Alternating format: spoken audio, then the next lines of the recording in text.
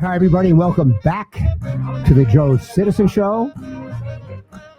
This is Roger Homefield, and I am Joe Citizen, but you know, everybody out there, you're all Joe Citizens, and that's what's going to make today's show special, because today's special guests are all Joe Citizens. In fact, I scooped them all up from the senior softball fields where I play year-round. That's right, year-round, folks. And, you know, I did the math on this. I figured out that we that are playing year-round, we're among the luckiest 0.001% of all Americans. So it doesn't get much better than that. But, you know, speaking politics at the beer circle after the games has always been a taboo, because it would rip the league apart. You know how it's been, unfortunately. So today, these folks, they're going to have their chance, and they were all here because they are patriots. Now, the first batter up is a well-known slugger. He served as a lieutenant in law enforcement for 35 years. He's also the manager of my tournament team called On Tap, and that's Billy Coyne. And next we've got Mike Axelberd. Mike Axelberd, he's also a teammate of mine and the manager. He's my manager on what I lovingly call the Pro League. He's a retired entrepreneur, thinker, and patriot. And last but not least, we've got Neil Bluestein, who, let me tell you, he's written numerous conservative articles that somehow he's managed to get printed into the Uncensored, despite the fact that they have a very liberal editor. You know, I've got a lot of questions for these guys, so I'm gonna dig right in, and we're gonna start with Billy. Billy, President Biden promised America that he would unite the country. However, for the past 4 years, not only President Trump, but all of his MAGA supporters have been branded by the President of the United States, branded as fascists, white supremacists, racists, Islamophobes, xenophobes, homophobes, transphobes, domestic terrorists, and a threat to democracy. Billy, how did it make you feel to be demonized by the President of the United States daily for 4 years? And now all this is a bit personal. Did any of your Democrat friends or relatives ever rise to your defense, saying that you, in fact, were none of these things? No, nobody actually takes to heart most of what those people say. I mean, you go way back into the hippie days in the 60s, the 70s, and go forward, and it's the generations beyond that were raised in a permissive society, you know, where don't score in sporting events, everybody gets a trophy. They don't understand how to understand when somebody is giving them criticism. They get offended. That's why they get offended by Aunt Jemima. That's why they get offended by Uncle Ben. They get offended by Confederate statues that have been there for hundreds of years. And everything offends them. And then when you try to talk to them, then they go to the rhetoric of calling you names. So in my career, I'm used to that. So I just ignore what they have to say, and I laugh and smile and say, maybe if you just open your eyes. I mean, this goes back a long time that this has been coming. It's just the silent majority has just been that silent and just taking it with a grain of salt and let the fools be fools. Mike, what about you? I have to tell you, I completely concur with what Billy said. The Democrats, by and large, get so violent when it comes to anybody who represents patriotism and represents a conservative viewpoint, that they actually get angry at you and they call you names and they don't want to stand to reason. I mean, I found that almost all of my conservative friends listen to the viewpoints of Democrats. We don't agree with them, but we still respect their opinions. But when it comes to them, it's incredible the amount of hatred and vile that comes out of their mouths. And I think that this really comes down from their being brainwashed by the media and by the politicians themselves. Let's not forget that people like Joe Biden and Hillary Clinton and the rest of that clan have called us deplorables, have called for us to be put in jail for our viewpoints.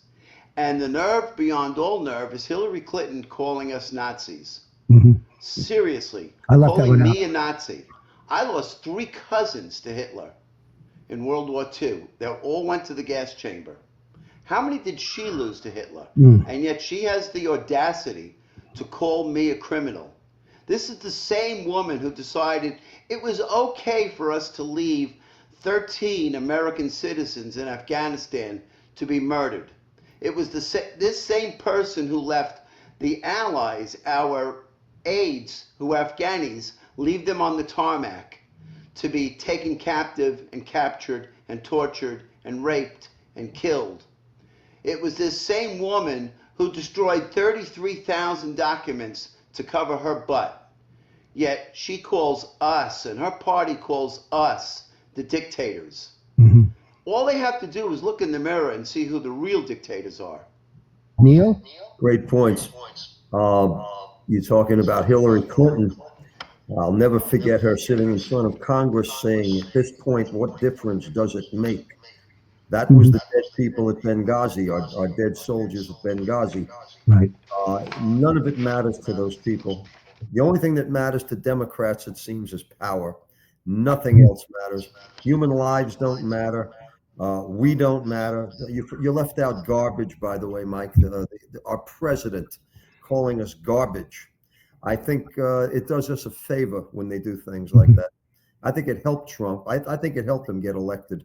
I think the majority of people in this country are sick of it. I'll be very honest with you. After the election, I tried to be a gentleman to some people that I knew didn't vote for Trump. I'll give them a chance, you know. And they turned a deaf ear. You know, at this point, I don't give a damn. I don't care if you do give him a chance. He's going to do what he has to do. God bless him. We're going to straighten this country out. We've lived through 4 years of hell. We've lived through 4 years of lies. I've had it. I don't care what the left thinks of us. It doesn't matter anymore. We're going to teach them a lesson. We're going to show them what it means to, to have a real leader. And we're going to be a real country again. We're going to close our border. We're going to keep the illegals out. Oh, that's another beauty, by the way. I had the nerve in a letter recently to use the term illegal alien. He didn't want to publish the letter because it has to be undocumented migrant. The wording has to be their way. Right. Well, again, I don't care. That's what they are. They're illegal aliens. They're going to be sent back. We're going to get our country back again. So to the left, you care, you don't, I don't. I don't care what you think. I know we all did the right thing. We voted for the right guy. We're going to have the right government, and we're going to get our country back. Case closed. Very well said, Neil. And by the way, you know, for 4 years, I'm hearing about being a racist and a white supremacist. I don't know if all you guys ever met Rita.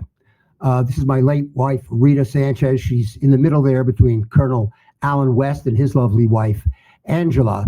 And so I really didn't take too kindly to be called a white supremacist and a racist. And really, Biden, you could stick it where the sun don't shine, quite frankly.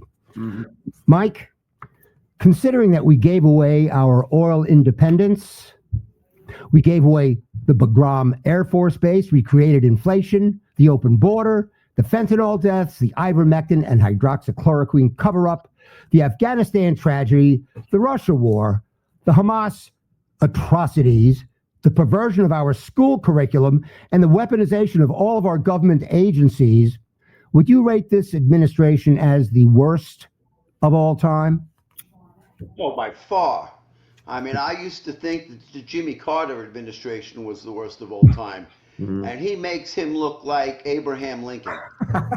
I mean, this has been an absolute farce of a presidency. This man stands on the sideline while Rome burns.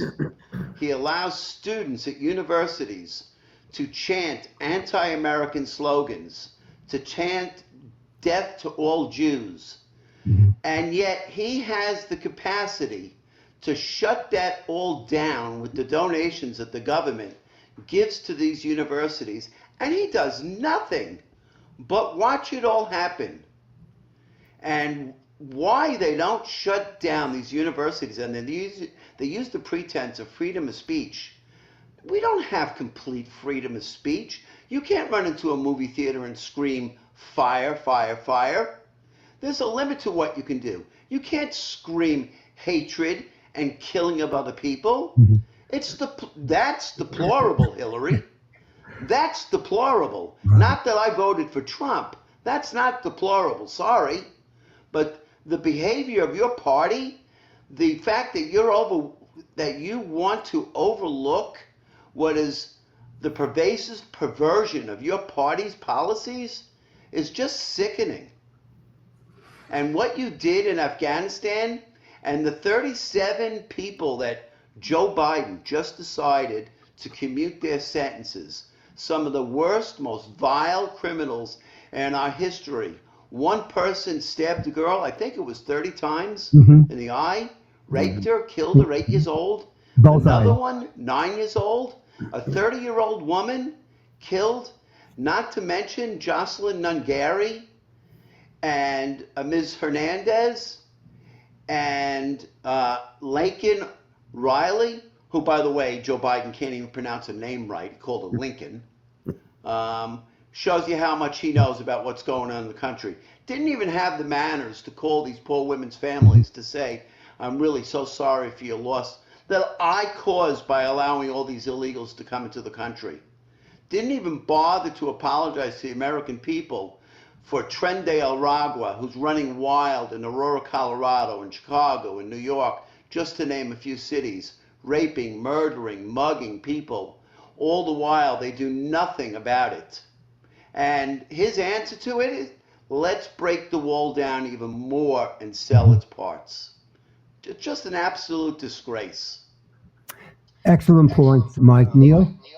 Like Mike said, I never thought I could see a worse president than Carter, but I never thought of Jimmy Carter as un-American. Right. Horrible, the worst. I mean, gas lines. I don't know if you guys recall in New York, odd and even days to get gas. My pet peeve or my real problem with Carter was the hostages. 52 hostages in Iran, and this Yutz couldn't figure out how to get them back, sitting in control of the greatest military on earth times 1,000, and he doesn't know how to get people back from an S-hole, as Trump would say, like Iran. Couldn't figure it out. Well, he had to go. When I saw the one and only debate between Carter and Reagan, it was like Howdy Doody against John Wayne. That's the way I saw them on the stage. I mean, the decision was not a hard one. But this guy, this is the most un-American president in my lifetime. He's not even a bad president. He's a bad American. He's a bad human being. As Mike said, for just pardoning these 37 murderers. How can not pardoning, but commuting sentence? How can you even think about it? But who knows who's pulling his strings anyway. I don't know how much of it is Biden and how much of it is the people behind him. But this whole administration has been just a horror show for 4 years now. Kamala running for president. If you guys saw the clip of her on the View, when she was, I mean, they teed up the greatest softball ever imagined. What would you have done differently? There was Afghanistan. There's the economy. There's the border. Nothing comes to mind was her answer. And you still think she's going to win, do you?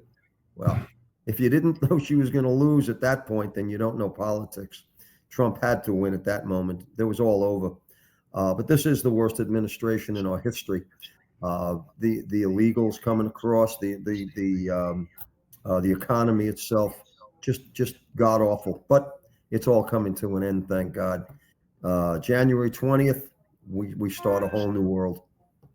So God bless them.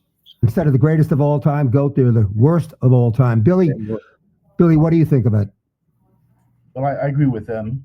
Carter was pretty poor. Again, he wasn't the un-American that Obama became, the divider in chief. But then along came Biden and said, hey, hold my beer, watch me, and I'll sign more documents into law going around the Congress and the Senate, and probably over in the hundreds. And it's been devastating. Like Mike said, we're selling off parts. We gave away millions of dollars in equipment they left in Afghanistan, not to mention the people that they left stranded out there. We also make a big blunder. We traded for a basketball player, a female basketball player, for an arms dealer. And what did we get for that? A basketball player from WNBA that barely anybody watches. And then you leave, I believe he was a serviceman, the guy that they still left over there. He hasn't come back yet. And in the meantime, the anti-American kneeling for the American flag, that's who we traded for. That to me tells me you have no love in your heart for this country. I don't care what side of the aisle you're on, but when you're elected, I always was told once you ran on your party, when you were elected, then you got together and you worked together for the Mhm. better of the American people. And somewhere along the line, the Democrats lost that way, and they don't work for anybody but themselves. They line their pockets. They tell lies. I mean, obviously they tell lies. Even the lies are proven, and yet the liberals can't believe it. They'll look at us in the face and say, "Oh, that's it. Where do you go? You watch Fox News? Oh my God, how can you believe that?" The greatest lie, obviously, is in the pandemic. The CDC, I think, Mhm. they gave the death toll over the 3 year period, 2018, 19, 20, 21. There was no perceptible difference between the pandemic death toll and the rise. So all the media's lies and the scare tactics and the rhetoric was all for dividing and divisive control. Today I read that they were giving shots to people, the vaccine shots, to people that were being sedated for operations of their against their will. And now Mhm. there's lawsuits coming out. So I don't have any facts to bear. I just read it this morning about that, Mhm. but it doesn't put that beyond me that they were trying to put what do you call those tracking devices into people they talked about it all the time. I'm surprised that that's not the case with this vaccine. It's killed people. They don't want to talk about that, especially young athletic individuals. Is everything they've done, the Russia, the misinformation on the laptop, that's a lie. None of that was a lie. It's all been factual. Yet Trump is the liar in chief, according to them. 50,000 lies every time he talks. Yet everything he said has come true. Mike? 425,431 convicted illegal aliens are in this country, with another 221,141 pending charges. And I remember, and I'm sure you all remember, every single president, before they take office, puts their hand on the Bible and swears to protect the sovereignty of this nation and uphold the Constitution. And Joe Biden has done quite the opposite of that. He has not protected the sovereignty of this nation by allowing over 15 million illegals into the country, not to mention nationalist Chinese, people from the Middle East that are working and plotting sabotage and plotting domestic terrorism in the country. And I submit that Joe Biden, in my opinion, is a traitor to this nation. No better than the Rosenbergs who were put on Mhm. trial for treason. Mhm. And I submit that he probably should be charged for treason. Well, I don't think anybody here would actually disagree with you on that. Neil, Yeah. Obama said, quote, Oh, keep I'm your sorry. doctor, keep your policy. There's not a, quote, smidgen of bias at the IRS. His fundamental transformation was never questioned. Mm. His social security number and his loyalty was never challenged. He literally removed the words Islamic terrorism from our vocabulary and all law enforcement manuals. Personally, I believe that all roads of our demise lead back to Obama. So, Neil, can you think of anyone in world history who has ever been more of a poison pill or a Trojan horse to this country or anyone more destructive than Obama was to America? And we can add Biden to that, I suppose. But Neil, what's your reaction to that? I agree with you. That was Obama, and if you change the language, if you're not going to change the policy and such to make it work, you change the language. So Mhm. yeah, even Kamala well, it wasn't during the campaign, but Hannity, different shows had shown the clip where she herself had said, we shouldn't be saying things like illegal alien, that Mhm. sort of thing. You change the language. They also know that they have the media on their side. That's been going on forever. So whatever Obama did, whatever he lied to, the media swore to it. It's never Right. going to be different. It came through again with Bobolinsky, Tony, I believe Mhm. Bobulinski, back in the last election, the one that they supposedly Trump lost, where he got 80 million votes and lost. No, that won't go on anymore. But we've been fighting uphill for a long time. So it's all been Obama. They've all been on his side, and then Biden's afterward. Tony Bobulinski once called a press conference to show that he had the laptop, which he turned over to the FBI, which they, by the way, buried. Nobody even knows where it is. And he called a press conference. No one showed up except Fox News. So when you control the media, you control everything pretty much except the army. And if you can control that, obviously you've controlled the country. That's every communist. That's every dictator. That's Venezuela. First thing you do is you shut down the radio stations, or you take them over. You take over the media, the print media. Obama did all that. Biden afterward. It's going to change now. It's all going to change. Well, let's hope so. I really should have combined the names of Obama and Biden. It's really one and the same anyway. So Biden, Obama, whatever you want to call it. Billy, I think you're up at the plate. Go ahead.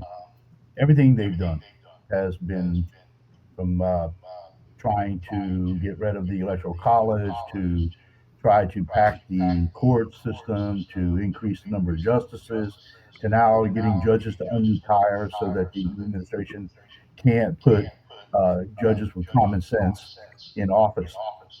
I've just been wondering why the legal system has just turned their eye in this country, especially the federal portions, to not enforce the laws, because the laws on the books said if you're coming for asylum says you must seek asylum to the first port of entry. I'm pretty sure the U.S. isn't the first port of entry from most of these countries. Certainly not from Mexico, because Mexicans aren't flying here because they're being oppressed. I don't see the Canadians doing it, and I think you have to pass through Panama to get to us if you're coming from South America. You could probably float over in a boat like they did from Cuba. However, you have to do it the right way to seek asylum. And these people are not. They're being escorted in. They come in by truck, bus, plane. They come in here fatter than we are in this country after supposedly walking 3,000 miles. It's just a travesty that our tax dollars have been going to states like what Governor Newsom just said in California. They're going to pass a law to try to prohibit the federal government from enforcing the deportation and enforcing our border laws. They're going to say that their law enforcement and their sheriffs aren't going to be allowed to identify nor give them access to data when these people are arrested and they're held. They're going to have to make them go hunt them in the street. So what they're doing is they're going to put law enforcement personnel and civilians in jeopardy for having to go serve raids on these illegals. And as Mike said, the majority of the ones they're going after are not these, goody two-shoes families that have come over for purposes. They're going after the criminal and the worst. Back in the Cuba flotilla, the Cubans emptied their jails and sent them over here. That's what they did. You don't think these other countries are doing that too? Let's get rid of our crap and we'll send them to the United States. They'll take care of them. And whatever happens there, so be it. So it's we in the court system, we become too, what can I say, soft on crime. You can't go to some of these big cities. For Christ's sakes, you can't ride a subway that they say is safe in New York. An illegal criminal that Trump administration deported came back in under this administration and set that woman on fire. And the sad thing is they filmed it and no one tried to help her. Yeah. Why? Because they prosecuted the one guy that tried to help somebody on a train who's attacking people. And that is where the travesty is. Our legal system has collapsed. It should be great, but the scales of justice are certainly tipped in the opposite direction. And her blindfold is extremely tight at this point. Okay, we've got a long way to go. This is going to be like one of our softball games. But Mike, have we ever had anybody more damaging to America than Obama, Biden? No, of course not. I mean, it hasn't been close. Not even I mean, close. I just want to add to what Neil and Billy said. You talked about the corrupt networks and reporting the news that they think America wants to hear, and thus in brainwashing.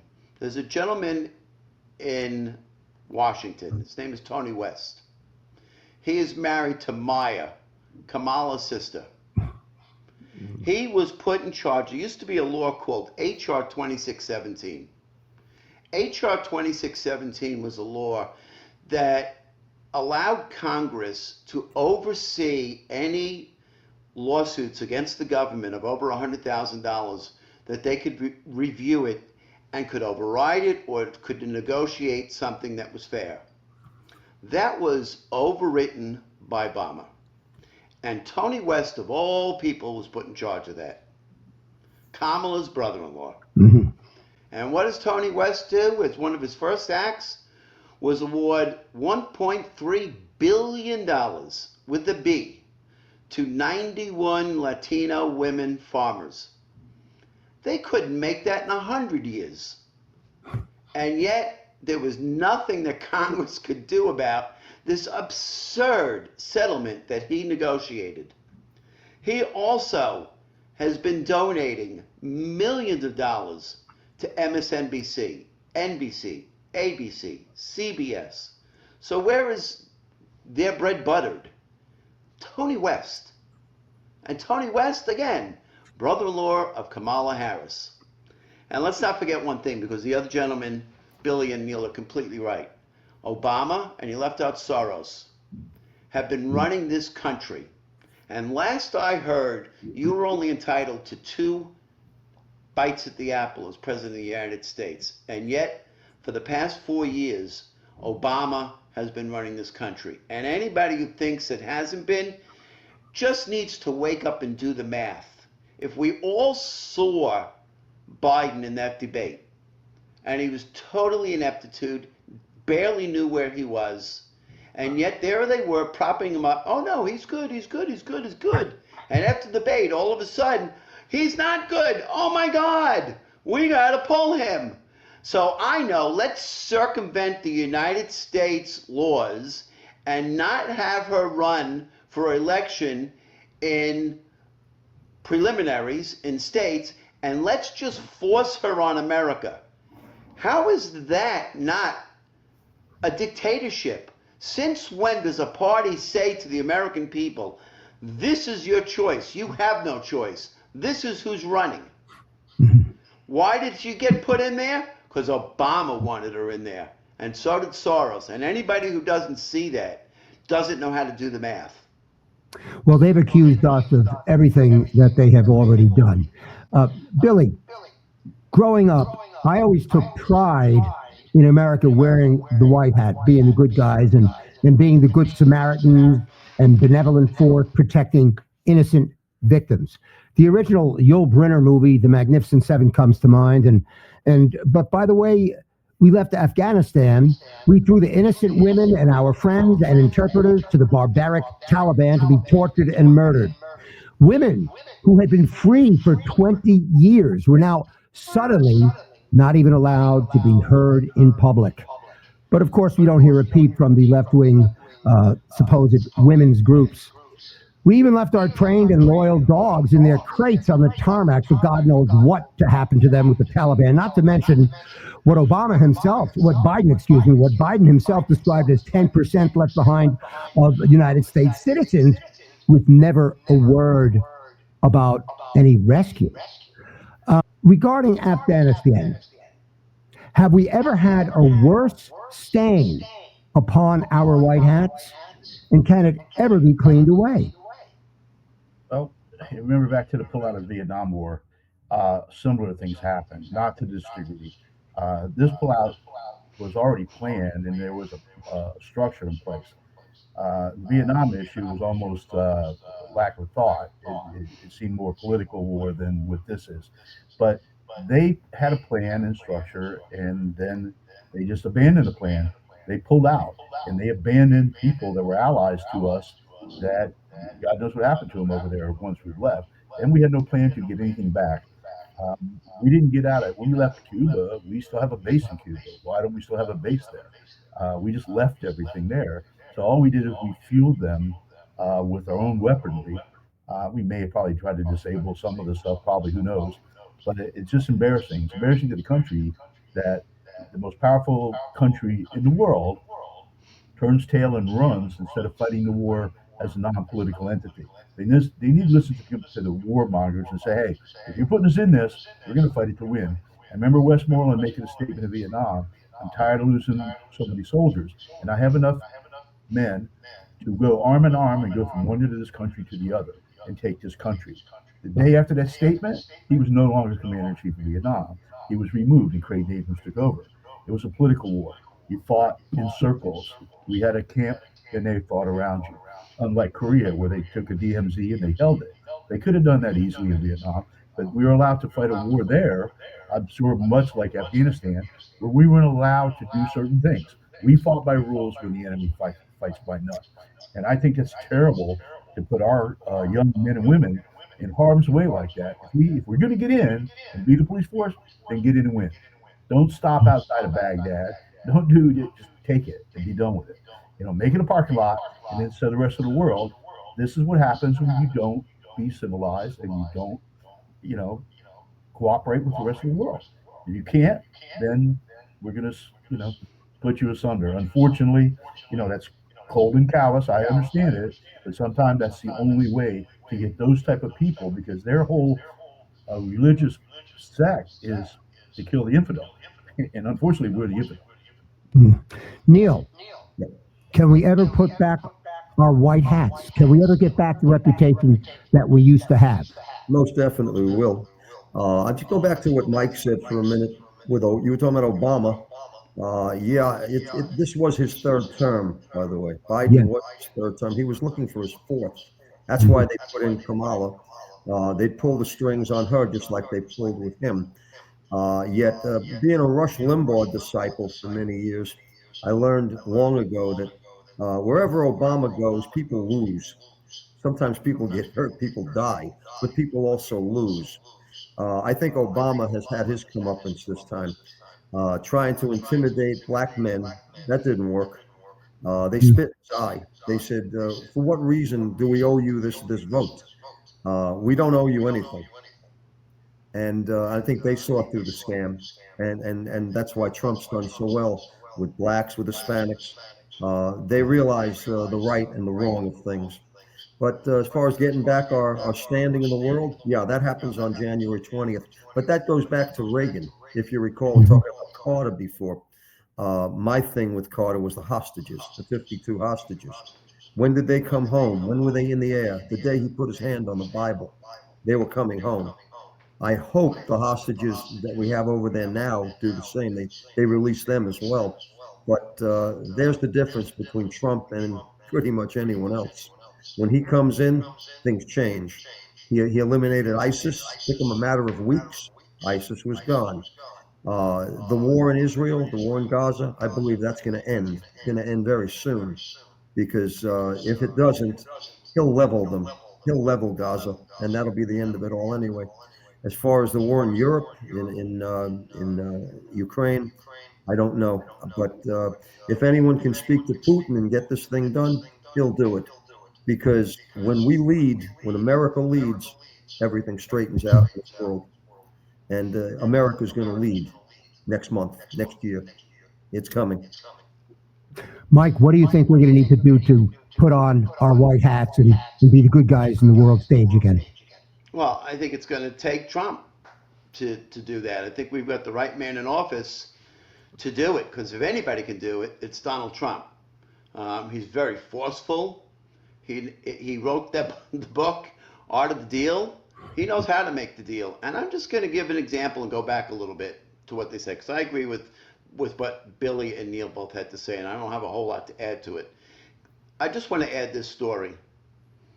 While Trump was in office, they were negotiating pulling out of Afghanistan.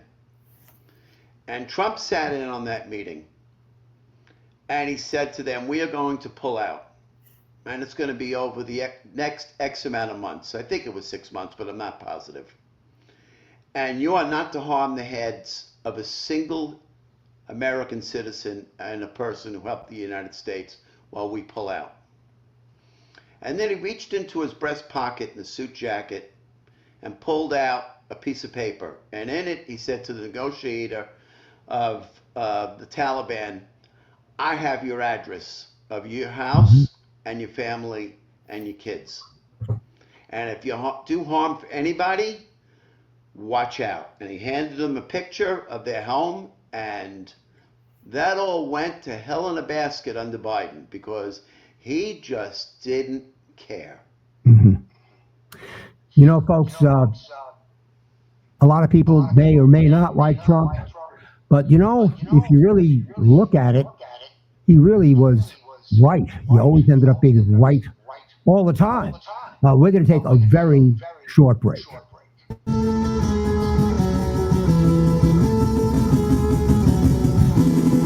was framed by Hillary, FBI, and NBC. A deplorable hoax. He was right all along. He was right about the wall. Open borders, fence and all. Everybody walking across without a wall. Stranded in Afghanistan, but to face the Taliban. Never have we left our people behind. No, no. Don't tell us what to say. Don't tell us what not to say. Freedom of speech is the American way. So keep your hands off Christmas, the flag and our traditions. He was right about that. He was right all along. You may not wanna hear it. Some of you may fear it. Trump always ended up right. He was right all along. You may not wanna hear it. Some of you may fear it. Trump always ended up right. He was right all along.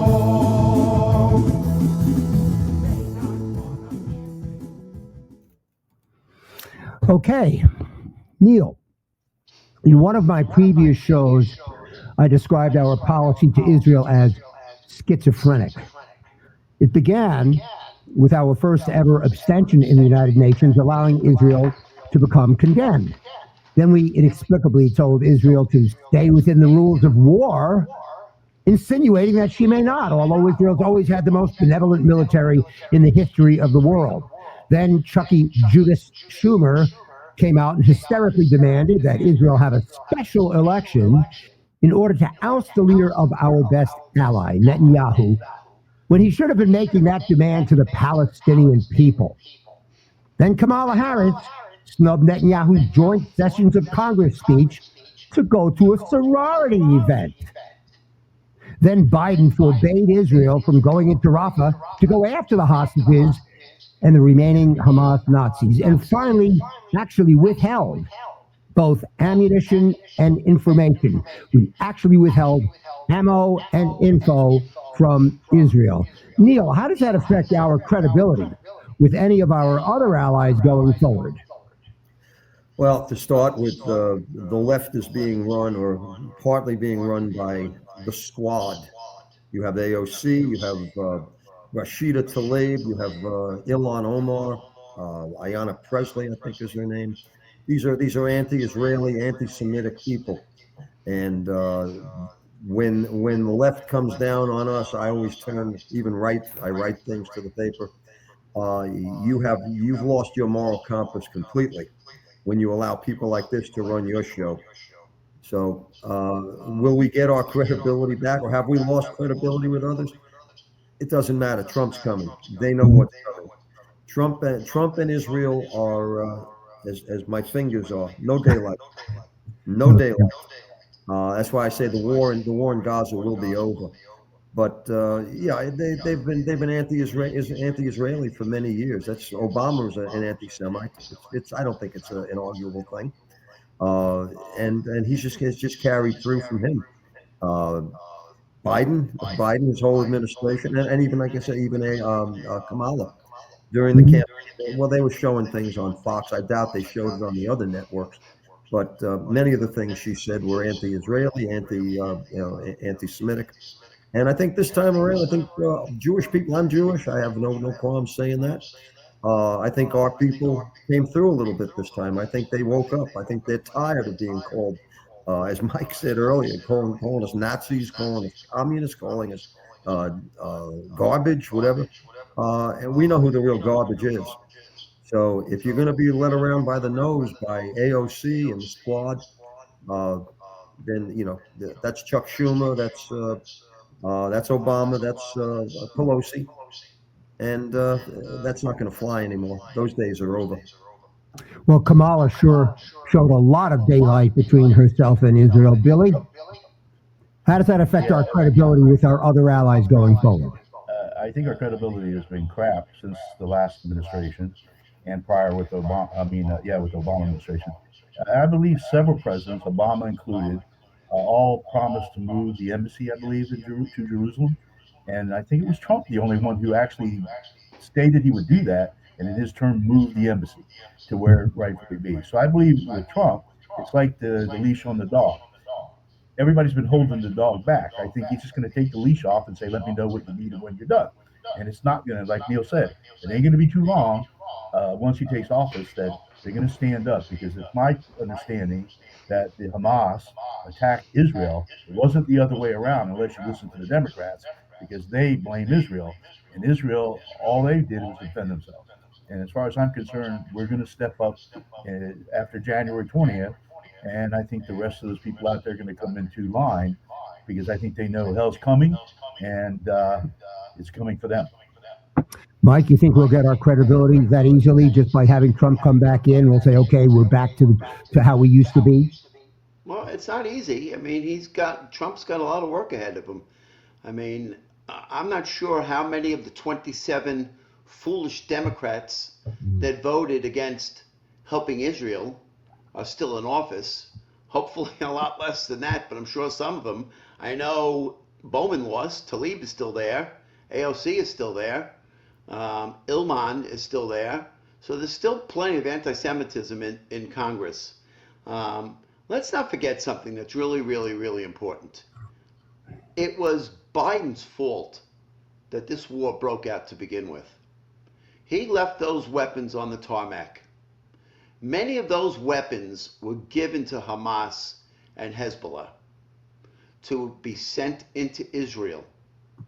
Not only that, he opened up what was a bankrupt nation in Iran and allowed them to make billions, with the B, of dollars yearly on the sale of their oil. And what did they do with that money? Was it to help their people? Oh, heck no. It was to build missiles and drones and other weapons of war and to feed it to the Houthis and to feed it to Hezbollah and to feed it to Hamas, where not only was Israel attacked, but our own soldiers were attacked by the Houthis daily. So again, I bring up the point about him being a traitor. He is a traitor. He basically allowed these arms to be built and sold to countries that have stated time and time again, we're coming for Israel, we're coming for all the Jews, and then we're coming for you. Right. All right. Look, I might have gotten a little out of order here. Um, but Billy, has America lost its moral compass, or is it just a combination of the rise of radical Muslims, brainwashed students, and a morally bankrupt media? I don't think America lost its moral compass. I think the radicals have been the most vocal, and they've had the ability through the Democratic controlled media to get their message across without any rebut. And I think that rebut came in this last election, and I think it's going to come more and more. That they're going to start, the silent majority is going to finally stand up and speak, and they're going to get heard. They're going to get heard in a loud way. And I think they're afraid of that, and they're going to try to do whatever they can. I think it's awful quiet on the Western Front for some reason with them, as I'm sure they got something up their sleeve, some nuclear attack on him to not become the president. I think the rhetoric from them the other day was, if he takes office, that has a big connotation as to the word if. He's been elected, so why wouldn't he take office? So I'm a little concerned that they're up to no good, and that's not good for this country. like Mike said, they sold the pipeline down the river as soon as he came in. And what did he do? He gave Russia the go ahead to make a pipeline into Ukraine. And who's making that money? Europe is now buying it from Russia instead of us. So our oil independence went down the hill. And in turn, we give money to climate change for those who kind of believe in that, I guess. If that's the case, I got $5 to make it rain tomorrow because my grass could use some water, but that's not going to happen. So where are the millions of dollars that have been gone to climate change? What have they done with it? Make electric vehicles that cause more harm to the environment? I don't know. I think we're going to stand up, and I think a lot of these things are going to be rectified. It's going to take a lot more than the 4 years that he's going to have, and hopefully Vance is the next guy in succession, and it continue this way, because otherwise, you know, we're going to be a third world country if we follow their rhetoric. They've been since Obama took over, they've been leading us down the path of socialism and following that book. And apparently now, the common sense, the students are waking up. They're seeing that, hey, I can't go to the grocery store and buy what I used to buy for the $20 I had anymore. So maybe they are right on the right side as opposed to the left. So hopefully we're waking up, and hopefully we're gonna turn things around. But like Mike has said and Neil has said, it's going to be a slow process, and they're going to do everything they can to stop it. They're doing it now. So by signing every document into existence that he's going to have to overturn in the first weeks in office just to get the ship corrected. Otherwise, we're going to be the Titanic. Mike? And forgive me if I got out of order, guys.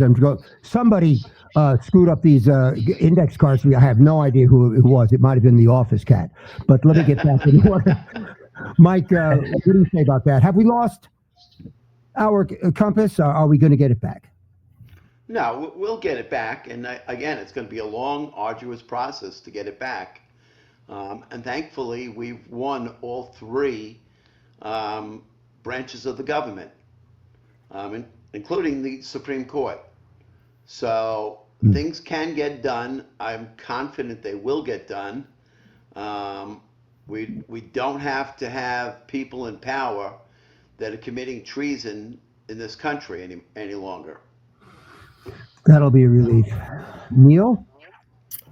I don't think the country lost its moral compass. I know the left has. Democrats most definitely have. In fact, you mentioned earlier that I write articles. I write letters to the paper. I read them as well. The things I read can make your hair stand up. That there are that many people just in our area who won't see the truth, don't want to hear the truth. They'll still, I mean, I just the other day, I'll be honest with you, I went out to lunch with a couple of buddies. Mike and Billy know one of them, Shelley. I won't mention his last name, but we brought along another guy. I won't mention his name. He's not one of us. Let's put it that way. And I spoke to him after we were through eating, everything. We got around to the politics, and I said, "Well, you voted for Kamala. Was it for her or against Trump?" Mm-hmm. He said it was against Trump, and then we went off on a tangent. I said, so you voted against the country. You realize, and he's again a Jewish fellow. You realize that you voted for someone that hates you, hates Israel. You voted against your country. You voted against what's going to make this country right. And you know, I guess falling on deaf ears. But no, we haven't lost our moral compass as a country. The left most definitely has. And again, you go back to the squad, go back to AOC, Omar, Ayanna Pressley, those people, Tlaib. And if people keep voting for them, there's nothing we can do. We just have to shout them down, keep them. As Obama said many years ago when he came in, he said, "We'll let them on the bus." He's talking about Republicans. "We'll let them on the bus. They'll go to the back of the bus, but we'll let them on the bus." Well, now it's our bus, and we'll let them and we'll let them go to the back of the bus. And that's where we keep it. Oh, I love that. I love that. Mike. Woody's the bus driver. We'll have to have Woody on. Absolutely. He doesn't have a whole That's an inside joke for everybody who's listening. Yeah. No, he'll be on. Woody's got a lot to say. Mike, has the left openly made war on America by opening the border, turning the United States into a third world country, a third world lawless country, and then by trying to combine an open border with defunding the police, and on top of that, demanding they take away our guns? That's not a good combination. I mean, of course they have. I mean, 115 million people. I mean, 15 million people coming into the country illegally. Over 400,000, actually over 600,000 criminals, gangs from Venezuela. The person from Guatemala who just set that woman on fire.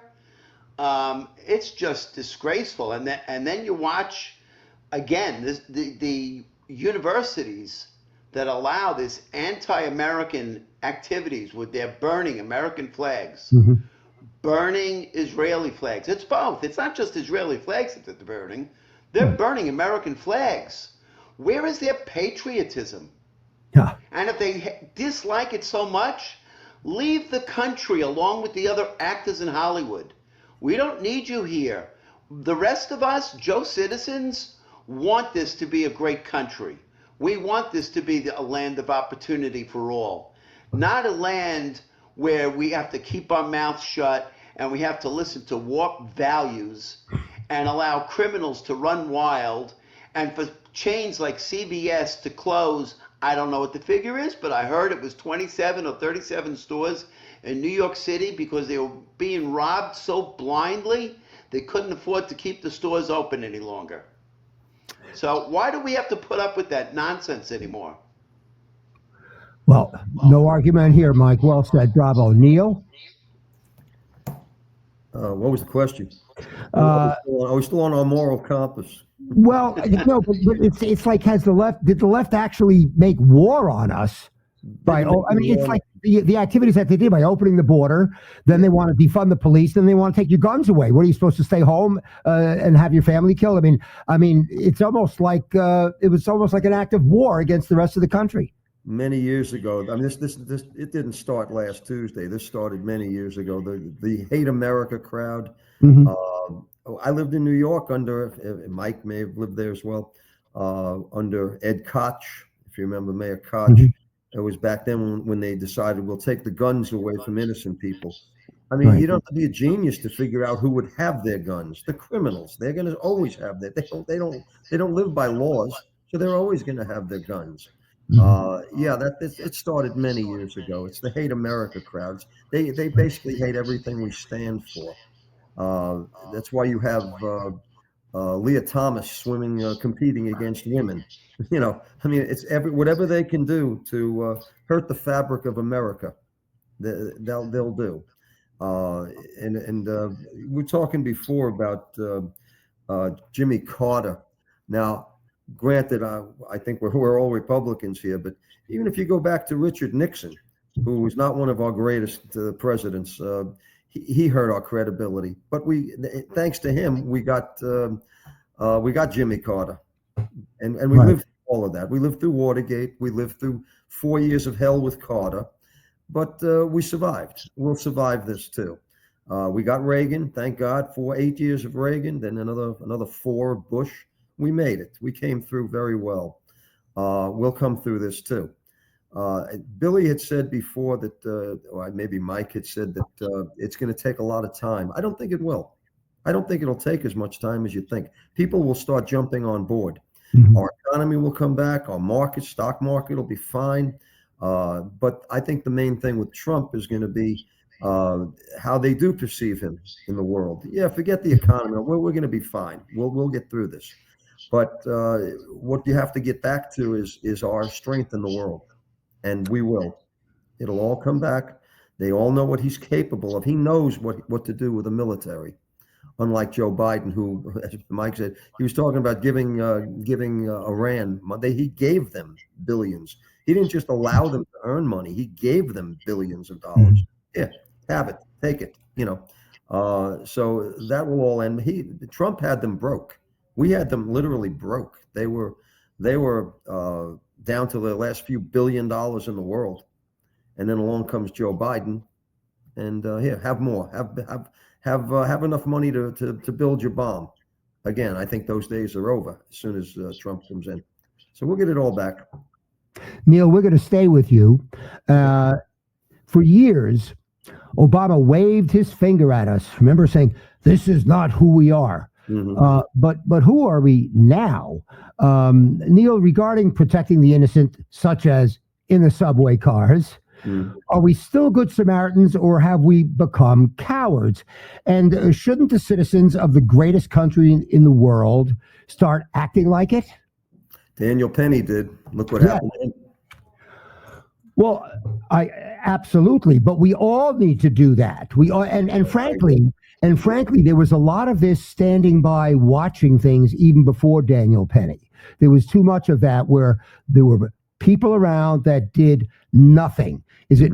Look, I don't think American citizens should go up against a gang of 3, 5, or 10 against one. But at the same time, that feeling we're Americans, we can't watch an innocent victim get victimized. Uh, isn't this something that all citizens should consciously be aware of and start thinking about? Of course. And I say Daniel Penny Mhm. led that charge. Right, And so they couldn't have that. They had to put him on trial. They had to ruin him or right. try to. Thank God he got acquitted, as he Thank, should. thank God. Just recently, a woman was set on fire by an illegal alien, And they watched. and he and others stood around and watched. Yeah. Again, I don't live in New York anymore. I live in Florida. Been here 33 years now.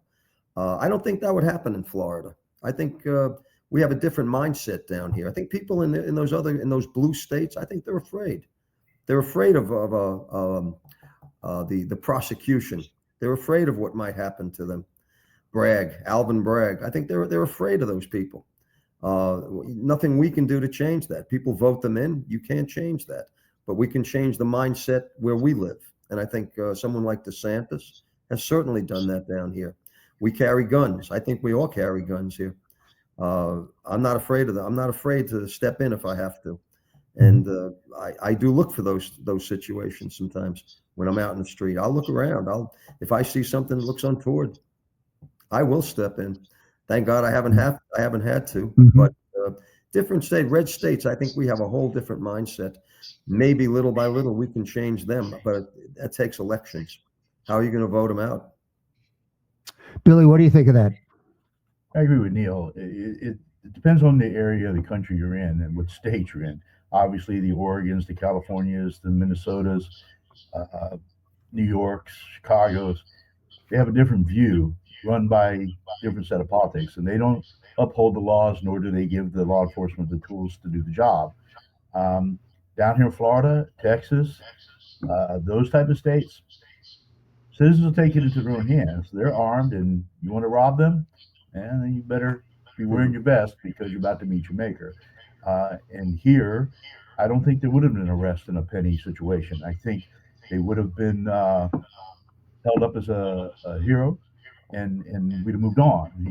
He got his press time, and that's it. Instead, they take him to a trial, and I think that's what precipitated the following event.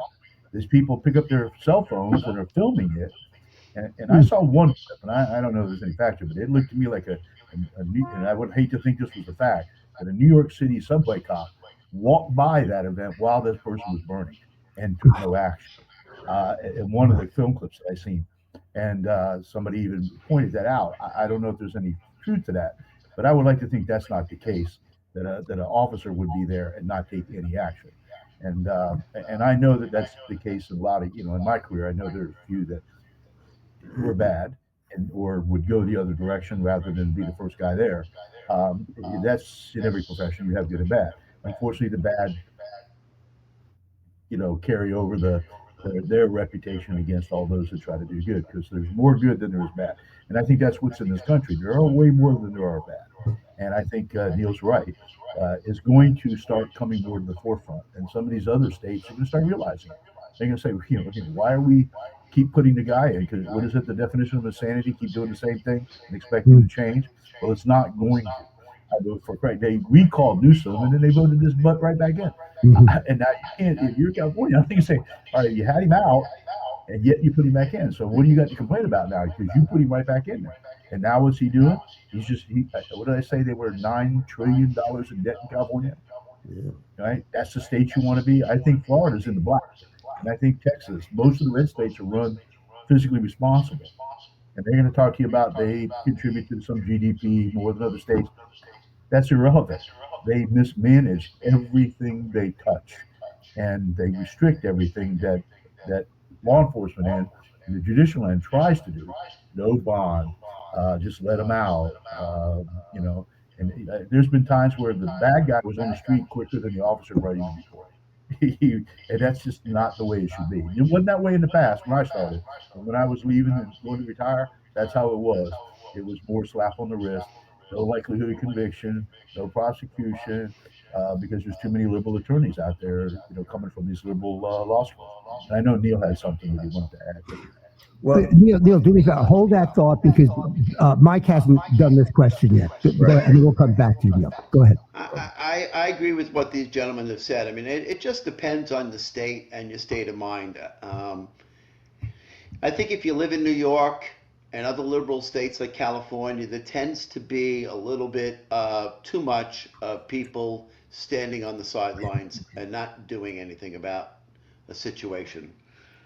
I know if you live in Florida, people don't put up with this. And I can tell you personally, I've witnessed somebody getting roughed around by a woman getting roughed around by a man in a retail store.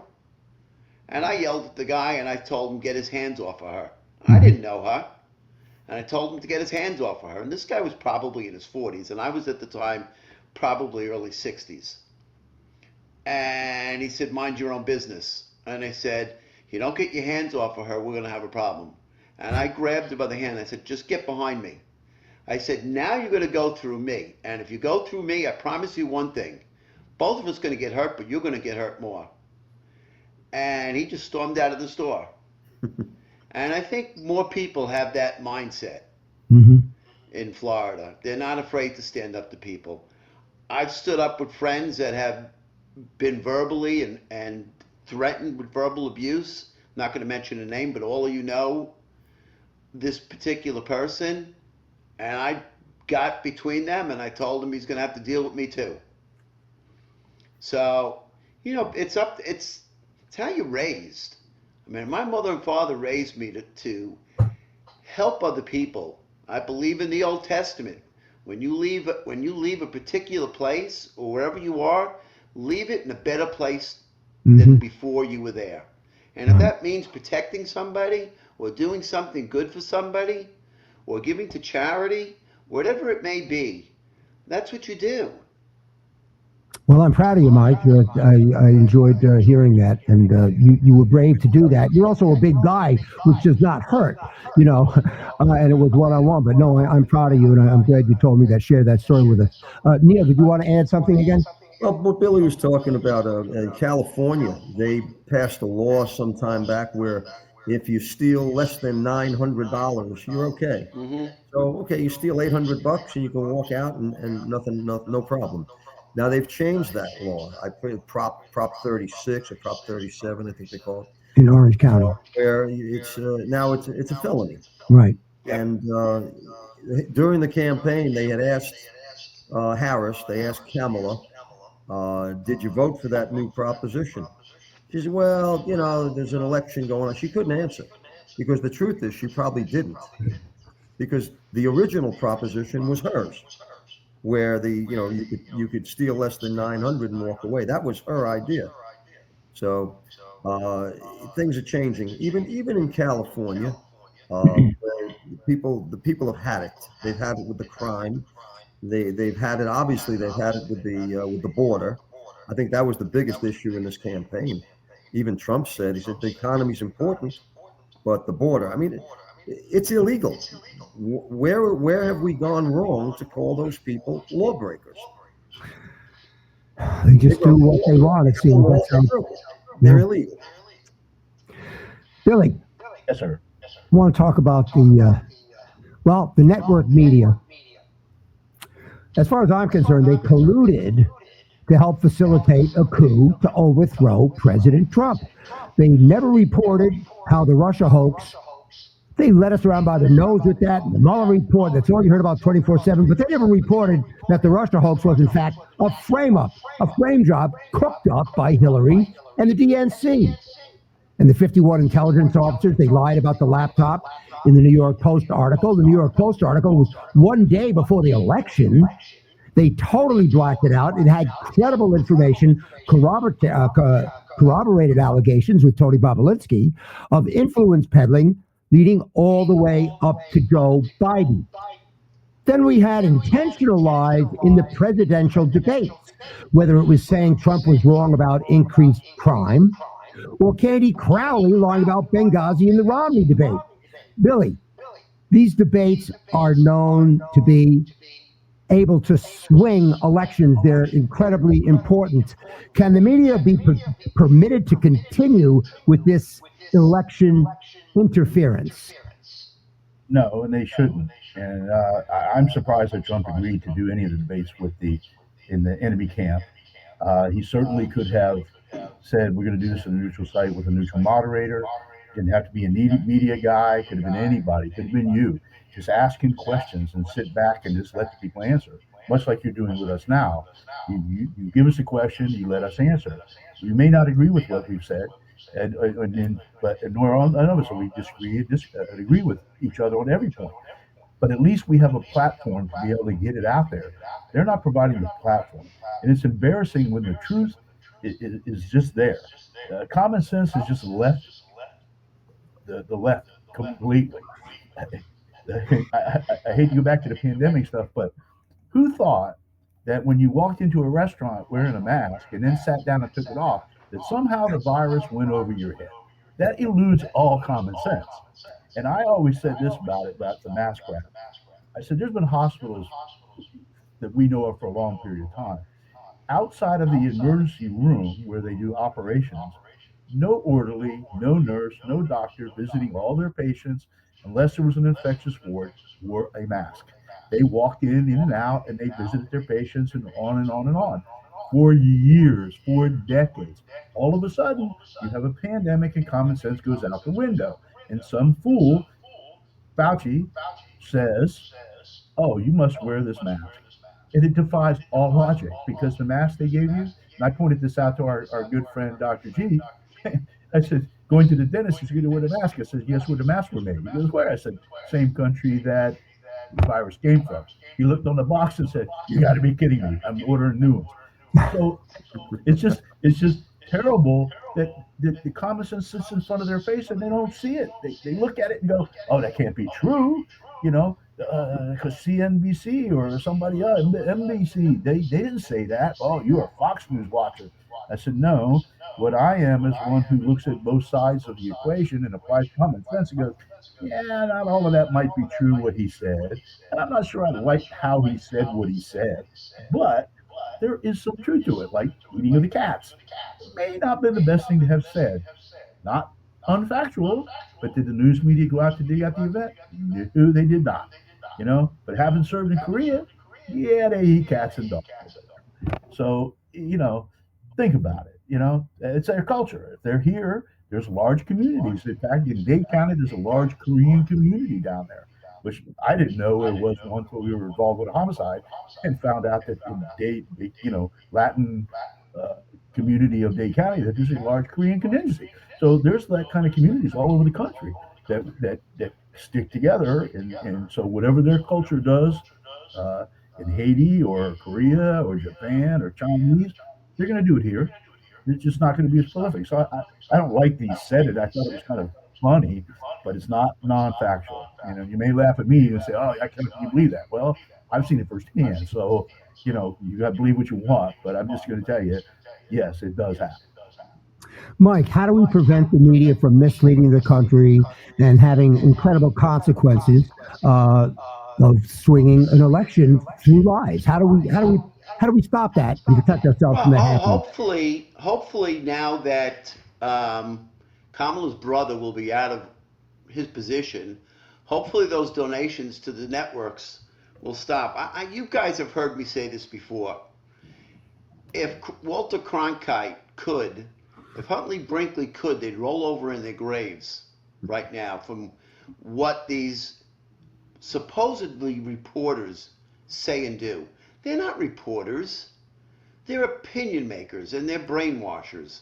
And they lie lie, lie. Interesting story that I just read today, put out by the International News. And in it they said that the U.S. has been reporting on the news that 65,000 northern Gazans have been blockaded and have been deprived of food and material needs for healing and wounds and things like that. And the International News Agency said, well, that's absolutely not true. One, there's only 15,000 living there.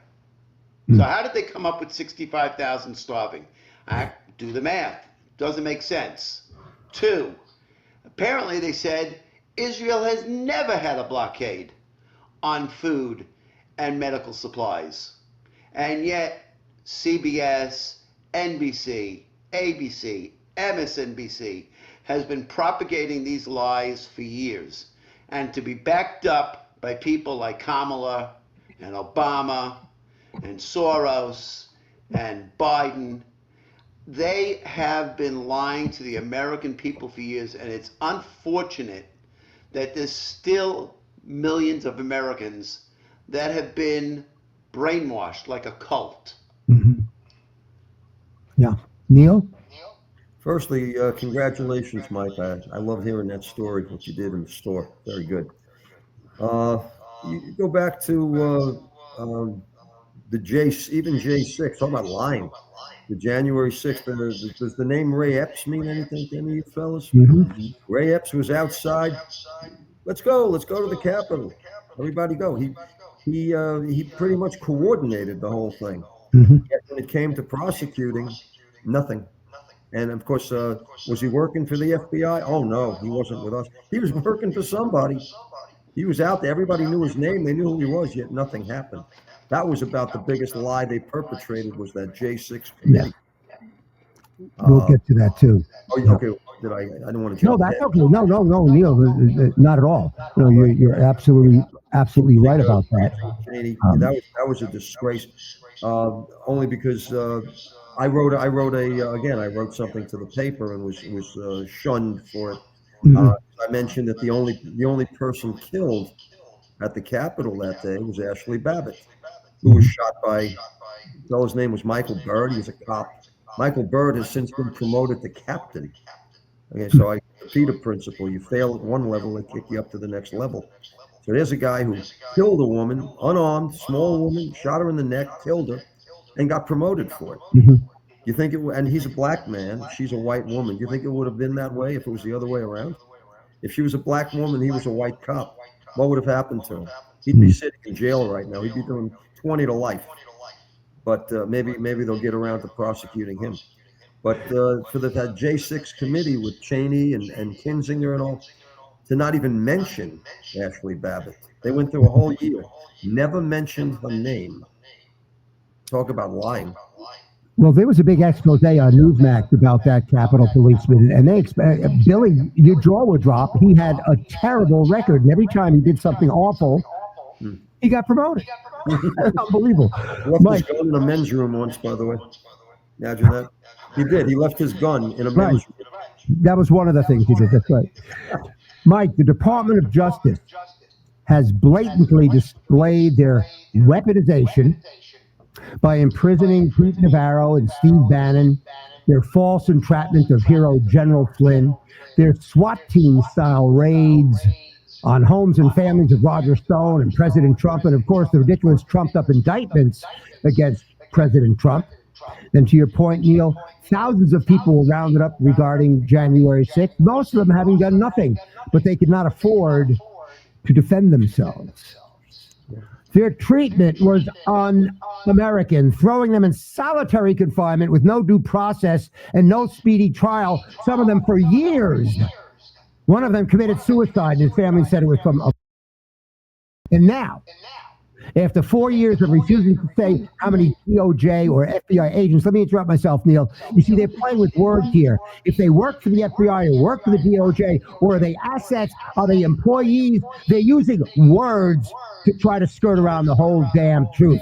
And I am sick of it. So after 4 years of refusing to say how many of their damn agents or assets, whatever the hell you want to call them, that were dressed in Trump garb. Mhm. Now they're admitting to the number of 26, which I find very laughable, because if it was only 26 people, I submit to you, I believe it was many hundreds. If it was only 26, why didn't they just tell us that 4 years ago? People would have kind of got along with that. 26 people, okay, there were many people there. I think people might have digested that. But the question begs, what were they doing there?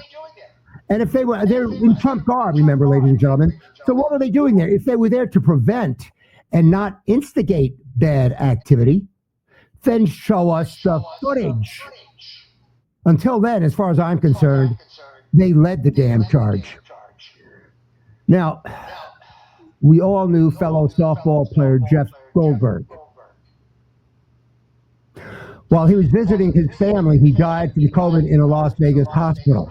Again, as far as I'm concerned, he was murdered by this administration over its zeal to discredit inexpensive ivermectin and hydroxychloroquine so that Big Pharma could cash in with hundreds of billions of dollars with their harmful vaccines. He was denied those drugs even though his personal doctor prescribed them for him. Why? Because Biden's FDA threatened the doctors, pharmacies, and pharmacists that if they prescribed or filled ivermectin, their licenses would not be renewed.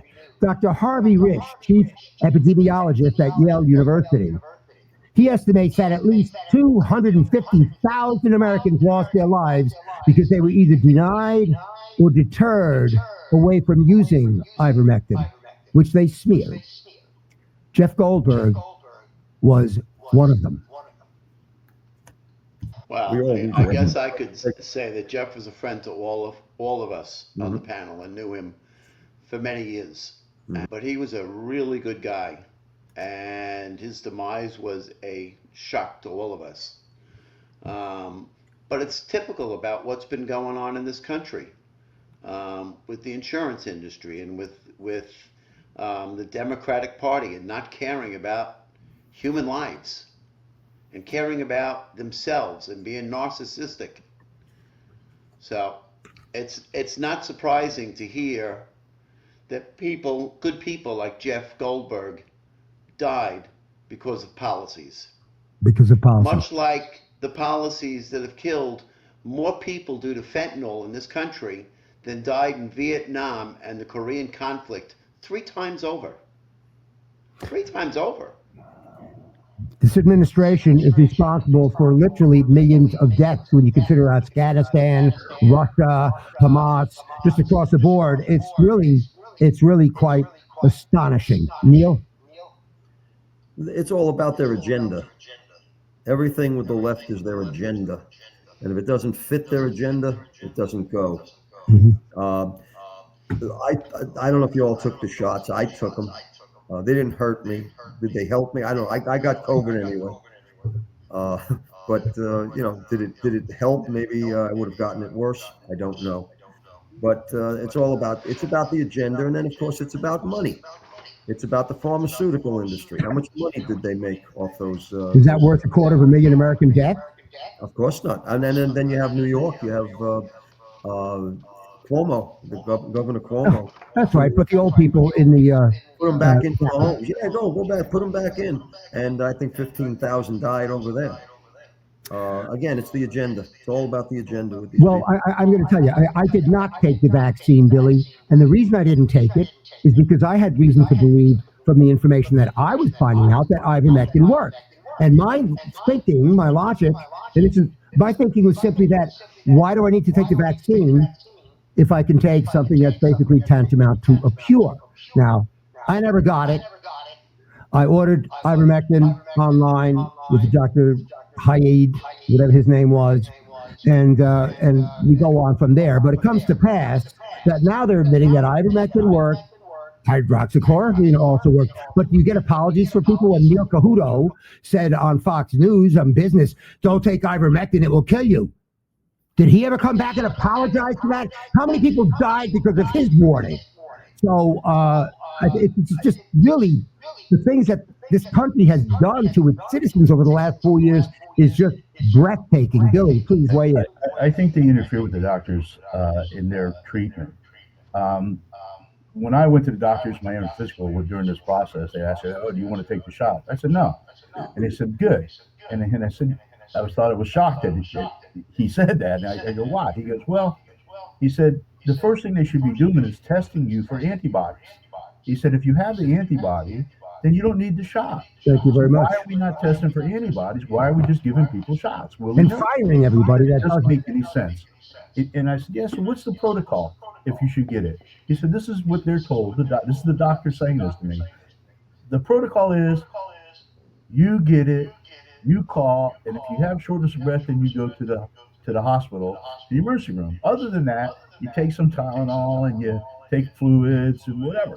Now, all of us, being monster softball players that we are, the last thing we're going to do when you get a baby cold is you're going to run to the ER. It's just not going to happen until it's too late. And that's what killed a lot of the people because they had other issues and they went and it went too long. And then, and like you said, they were restricted from giving them something that would probably help them. And people exasperated from that and died. You know, I didn't take the shot. I never wore a mask. And I'm still here. And I had it. You know, they told them to stay home, drink water, and take Tylenol and die. Because if they had taken ivermectin right at that point, according to many of the top doctors in the world, like Harvey Risch, they would have survived. Gentlemen, let's take a very short 1-minute break.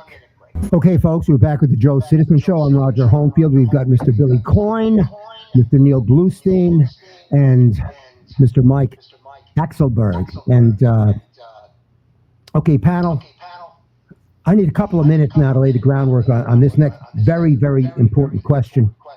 And you know me, and you know I literally wouldn't hurt a fly. And I only wish to help the unwitting underdog, which in this case happens to be the United States of America. Neil, jihad did not begin on or end on 9/11. The 9/11 terrorists were neither poor, crazy, or ignorant. They did not pervert Islam. They did not pervert Islam. They, in fact, did their Islamic duty as jihadists. And Islam is not a religion. It is, in fact, in their own words, a political, economic, and military ideology which only uses religion as a tool to achieve its ultimate goal of a one-world country under Sharia law. Now, of course, not all Muslims adhere to Sharia law, but then they are technically no longer Muslims. Now, since 9/11, the number of mosques and the Muslim population has exploded in America, and their jihad has greatly accelerated, only this time in a different form, called cultural jihad.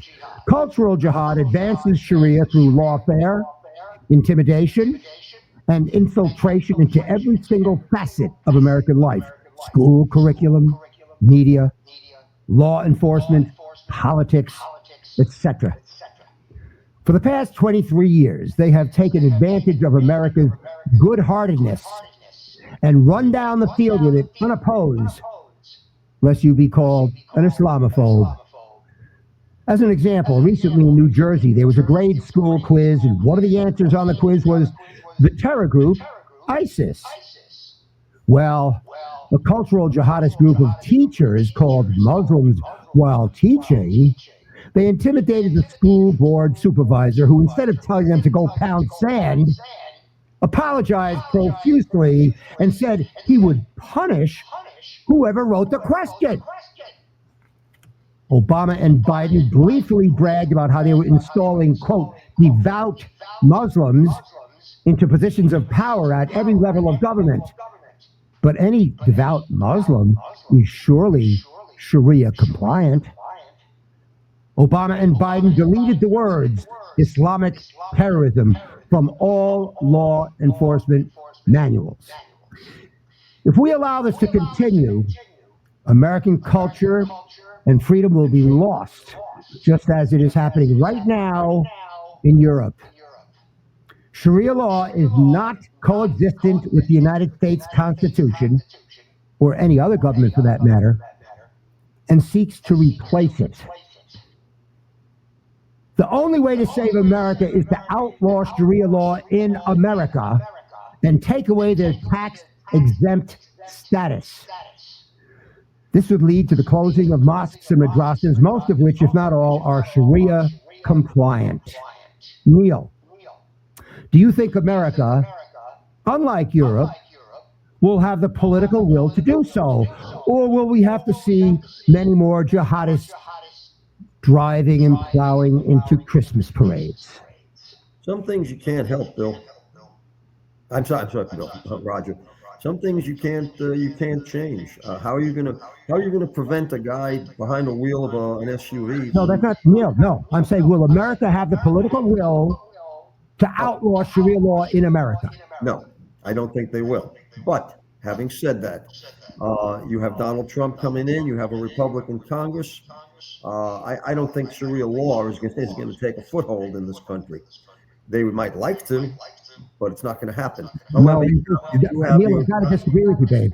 I've got to disagree with you. I got Babe from Mel Torme, but just because they already have had a foothold here for years. And even Sharia law, even Sharia courts are affecting our own courts. They are well positioned to do to us what they've already done to Europe. And folks, if you don't know what's happening in Europe, it's because they've censored it all. And any of the natives of the Brits, for example, the native Germans, whenever they go out to protest to do this or that, they're marginalized. They are branded as the far right. And the videos on that are not only censored, but Neil, the United Kingdom said that they were not only going to be arresting people that showed those videos over there, but that they would come over here and they would extradite any Americans that are posting those videos. Well, they can kiss my ass and they can extradite me. And really, I can't impress upon everybody how critical it is. Don't take my word for it. Investigate. Find out what's happening to England. Find out what's happening to Germany. Find out what's happening to France.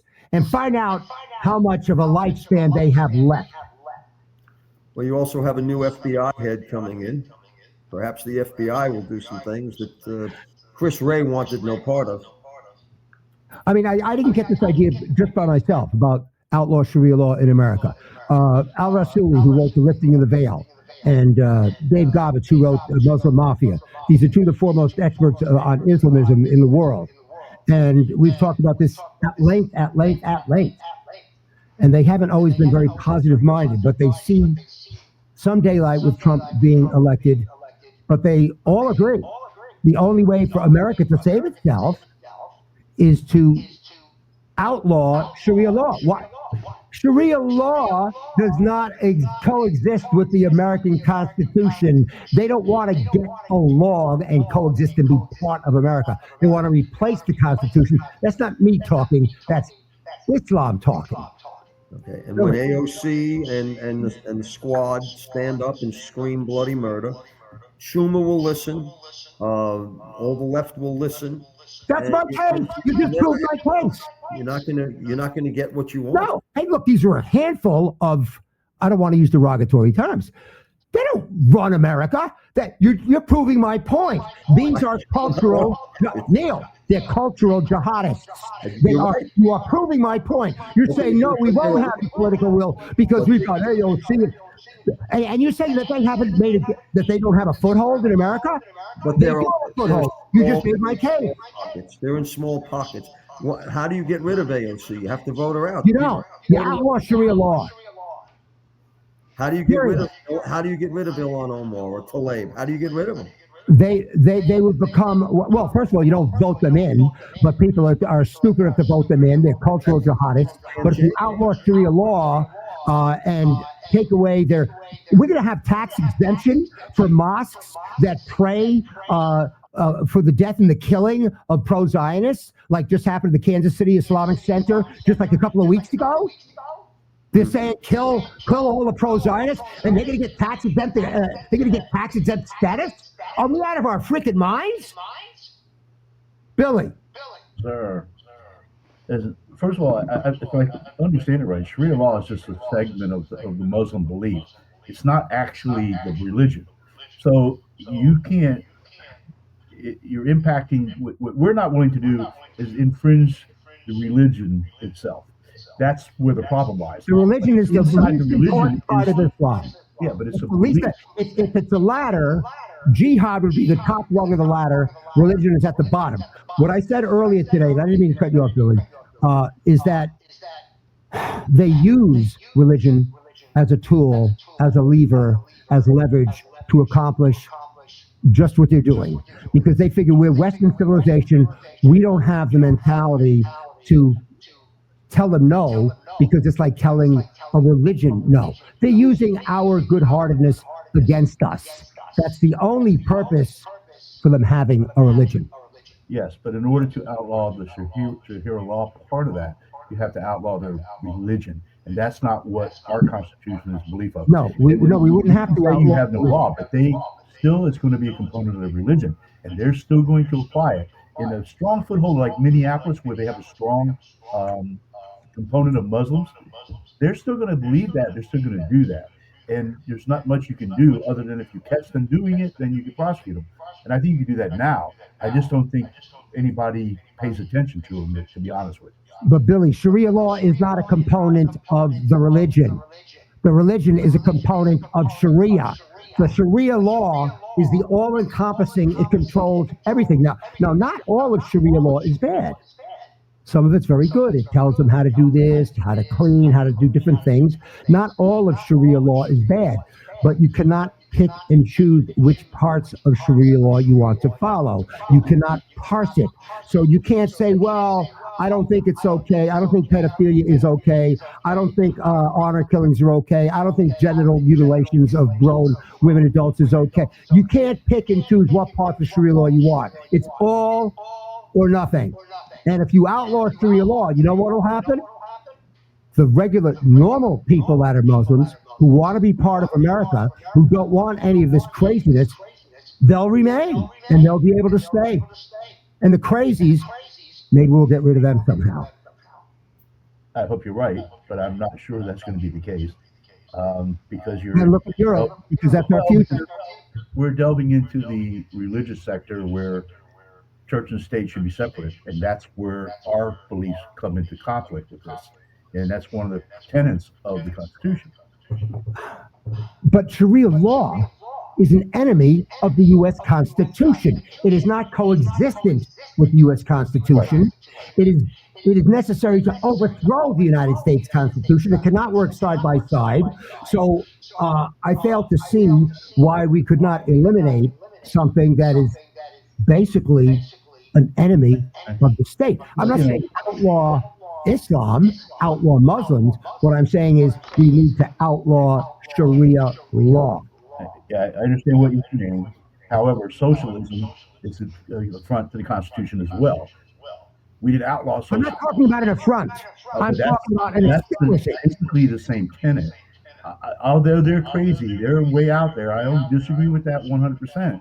But I just don't think that the process is the same of the way you're taking it out. Well, I've got to tell you, I've had my head buried into this for 20 years. And when I asked Dave Gobbets and anybody else, well, can Europe save itself? The answer is they technically could, but they won't. And the reason they won't is because of just what you're saying. We're all trained. Like I said, you guys know me. Yeah. You know I would not hurt a fly. I have no reason to go against any group, anyone, any individual, let alone a group. And I'm not even going against the group. In a way, if you make Sharia law, if you outlaw Sharia law, we'll actually be liberating a lot of Muslims. There were a lot of good Muslims that came over here to get away from that crap.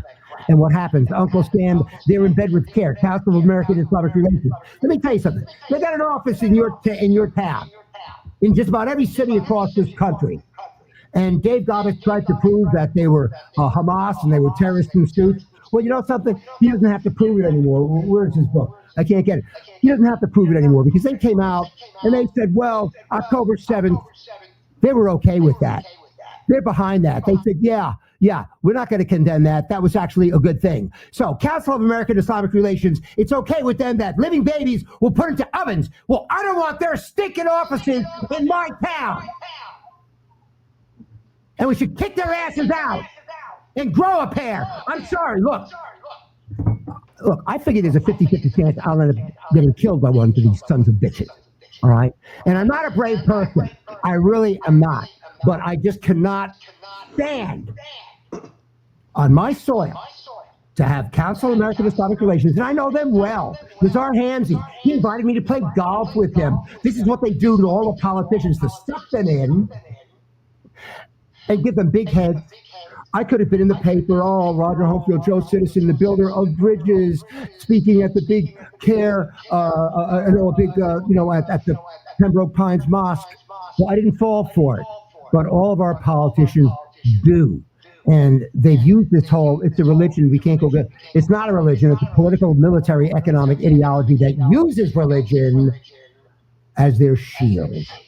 Sorry for raising my voice, but like I say, 20 years of banging your head against the wall, speaking to so many experts like Brigitte Gabriel, Daniel Pipes. Joe Kalpin is an expert on this. He runs for Congress every couple of years. He gets it. There are many people that get it, but we're going to have to move the needle. We have to understand that, you don't ever want to go against the religion unless the religion is a farce. It's just a tool. It's make-believe. It's just a facade, and it's there just to push you back and for no other reason. Mike. Just because a person is Muslim doesn't mean that they believe in Sharia law. I agree. I find it hard to believe that any of these women that are going through genital reassignments or having their you-know-whats cut away, right, believe in Sharia law. I believe none of these Afghan women that were going to college and now were banned from any type of education are in favor of Sharia law. But yet, they're still Muslim. They don't believe in necessarily. I have to interrupt Let you. me finish. No. Excuse me, because if I have a fact that I have to explain to you, I must interrupt. I must, and I apologize. If you disavow Sharia law, this is not me talking. This is Islam talking. You need to understand. This is not my opinion. This is Islam's opinion. If they say they do not follow Sharia law, then they technically are not Muslim. Let me repeat that. If they disavow and say, we're not part of Sharia law, we don't follow Sharia law, then technically they are no longer Muslims. They're Muslim people, they're culturally Muslim, but they're technically not Muslims. And we need to understand that because that's when things really go haywire and confused. I'm sorry, Mike. Go back on the But that's my whole point. You just made my point. That's the terrorist groups that propagate that convince their own people that if you don't believe in our movement, if you don't believe in our movement, if you don't believe in Sharia law, then you're not a Muslim. But yet there are Muslims that don't believe in it. With that said, I agree with you that Sharia law has no place in this country or anywhere else. It's going on in London right now, Sharia law. It's going on in France right now. I'm not sure about Germany, but I've heard it's going on in Germany right now. So, yeah, we have no place for that. But not every person who believes in Muslim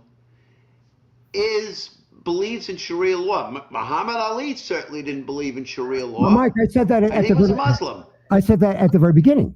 Not all Muslims want to deal with Sharia law, but technically they are not Muslims. That's not me speaking, and that's not the terrorists speaking. That's Islamic doctrine speaking. And as a matter of fact, that's the radicals speaking. No, it's Islam speaking. The radicals follow Islam. That's why they're radical, because Islam is radical. There's no moderate Islam. There's no such thing.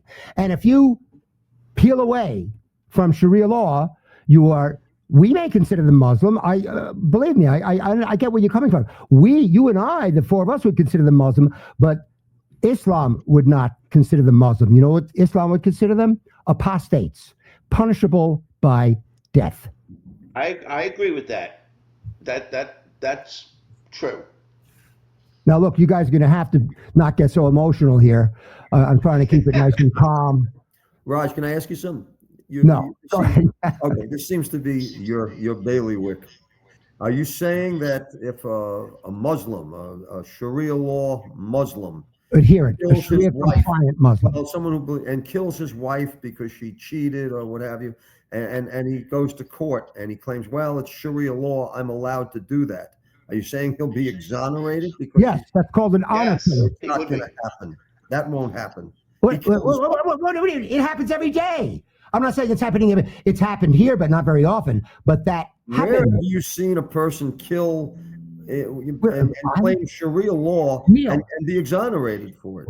Neil, there was a person in Iran just recently Not Iran. that was I'm acquitted for talking exactly about that. Talking about America, not Iran. But you're talking about Sharia law. No, we're talking. Yeah, you didn't say in America. I've seen It has happened in some instances, but where it happens though with impunity is in Muslim countries. There are other things. There are all kinds of things. If a woman is raped, she needs 4 male witnesses. Okay, otherwise she's guilty. Now that's never going to happen because they would all join in most likely. But Neil, this stuff. That's what. Look, I used to have a guy, Marshall Frank. I asked you, Billy, if you ever heard of him. He was in law enforcement also for 35 years, and he was the chief homicide detective in Dade County for like 12 years. And he was on the Joe Citizen Show back in 2010 through 12, and he often said that jihad, it's genius. And I would go, what do you mean it's genius? It's not genius. He was right. Because the entire Western civilization is so bamboozled, they've got us all tied in knots. It is genius that they could get away with this 7th century crap and have such defenses, and because they're using everybody's good-heartedness, they're using American laws, they're using all the good stuff against us. Anyway, I think I interrupted somebody, but who wants to weigh in further on this? Wait, one more thing. It's really astounding to me that people, especially the youth of today, the kids in college, have forgotten 9/11 and the repercussions of 9/11. Because they have. Because they wouldn't be burning American flags and doing what they're doing. And they wouldn't be anti-Israel, who has been our staunchest ally against these terrorists that want 9/11 over and over and over again.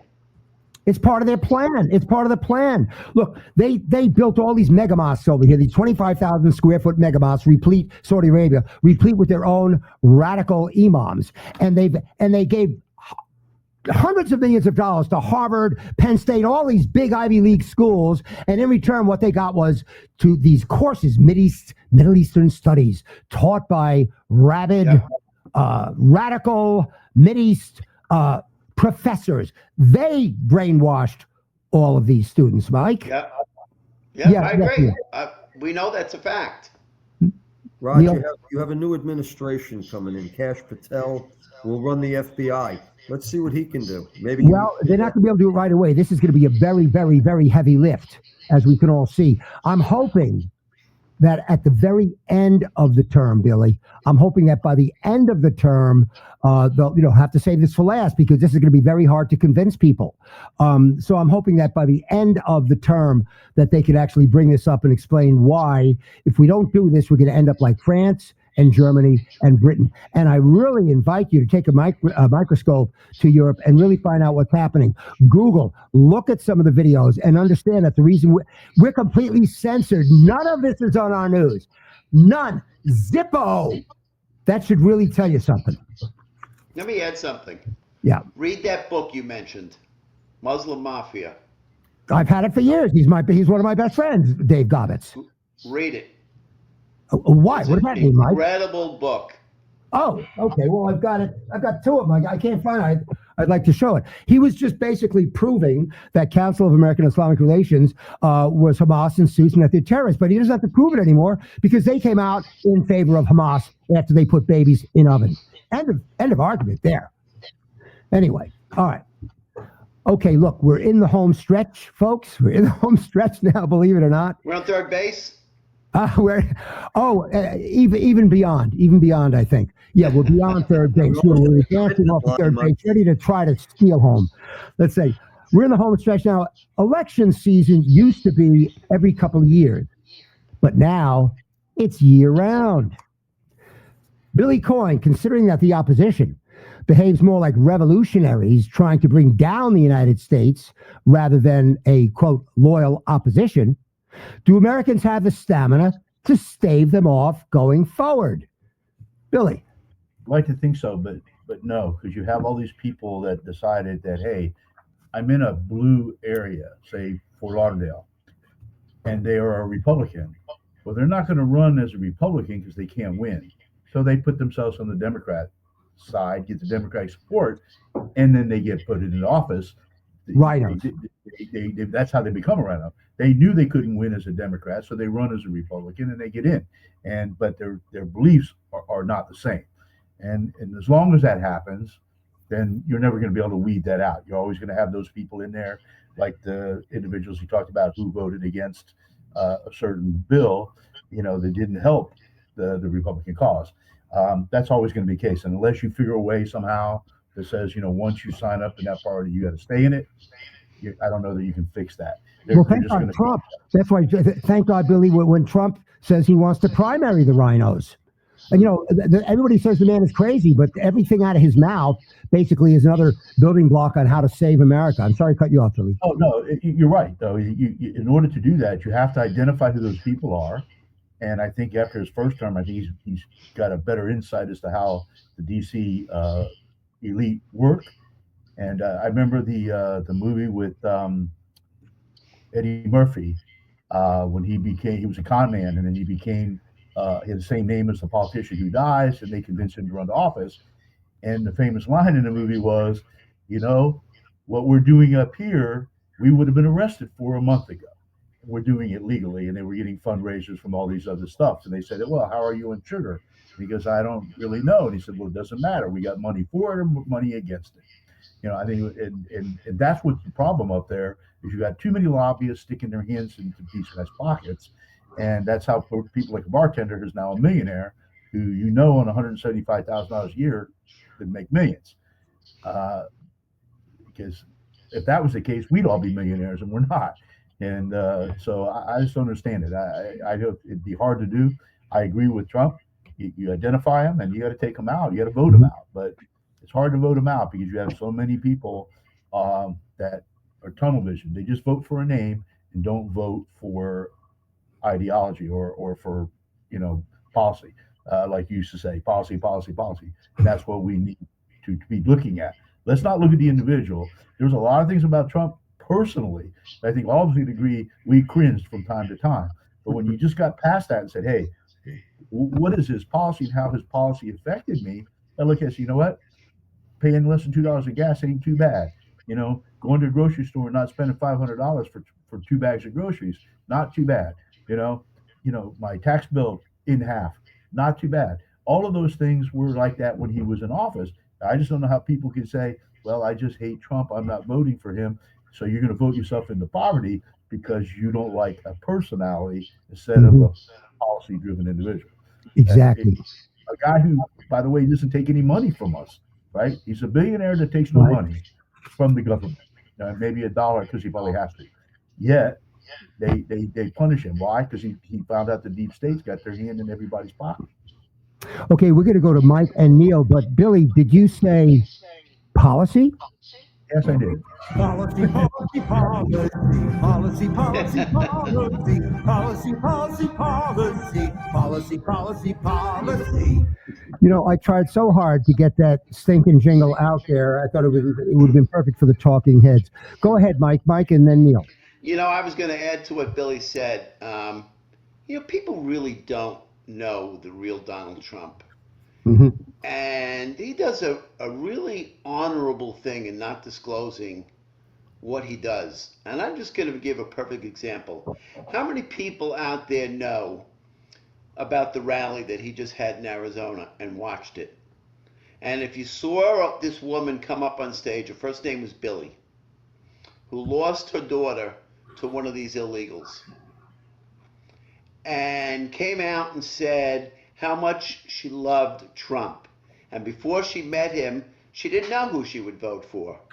And after she met him, she said, I absolutely love this man, and you don't know this about him, but I have a big problem with my eyes. And he recognized it right away and said, what's wrong with your eyes? And she told him. And she told him that she couldn't afford the surgery. And he told her, don't worry about the surgery. Get it done. I'll pay for it. Mhm. And he never publicized this. Right. And he's done this probably thousands of times, because I've heard these stories over and over and over again. So I asked myself, what is it that people hate about him? This guy only wants what's best for this country and best for Americans. And he puts his money where his mouth is. When he has the opportunity to help somebody, he helps them. When there's a funeral to attend because of some person that got murdered, he goes. And he doesn't call him up and say, hey, I'm going just so Yeah. you can follow me with the cameras.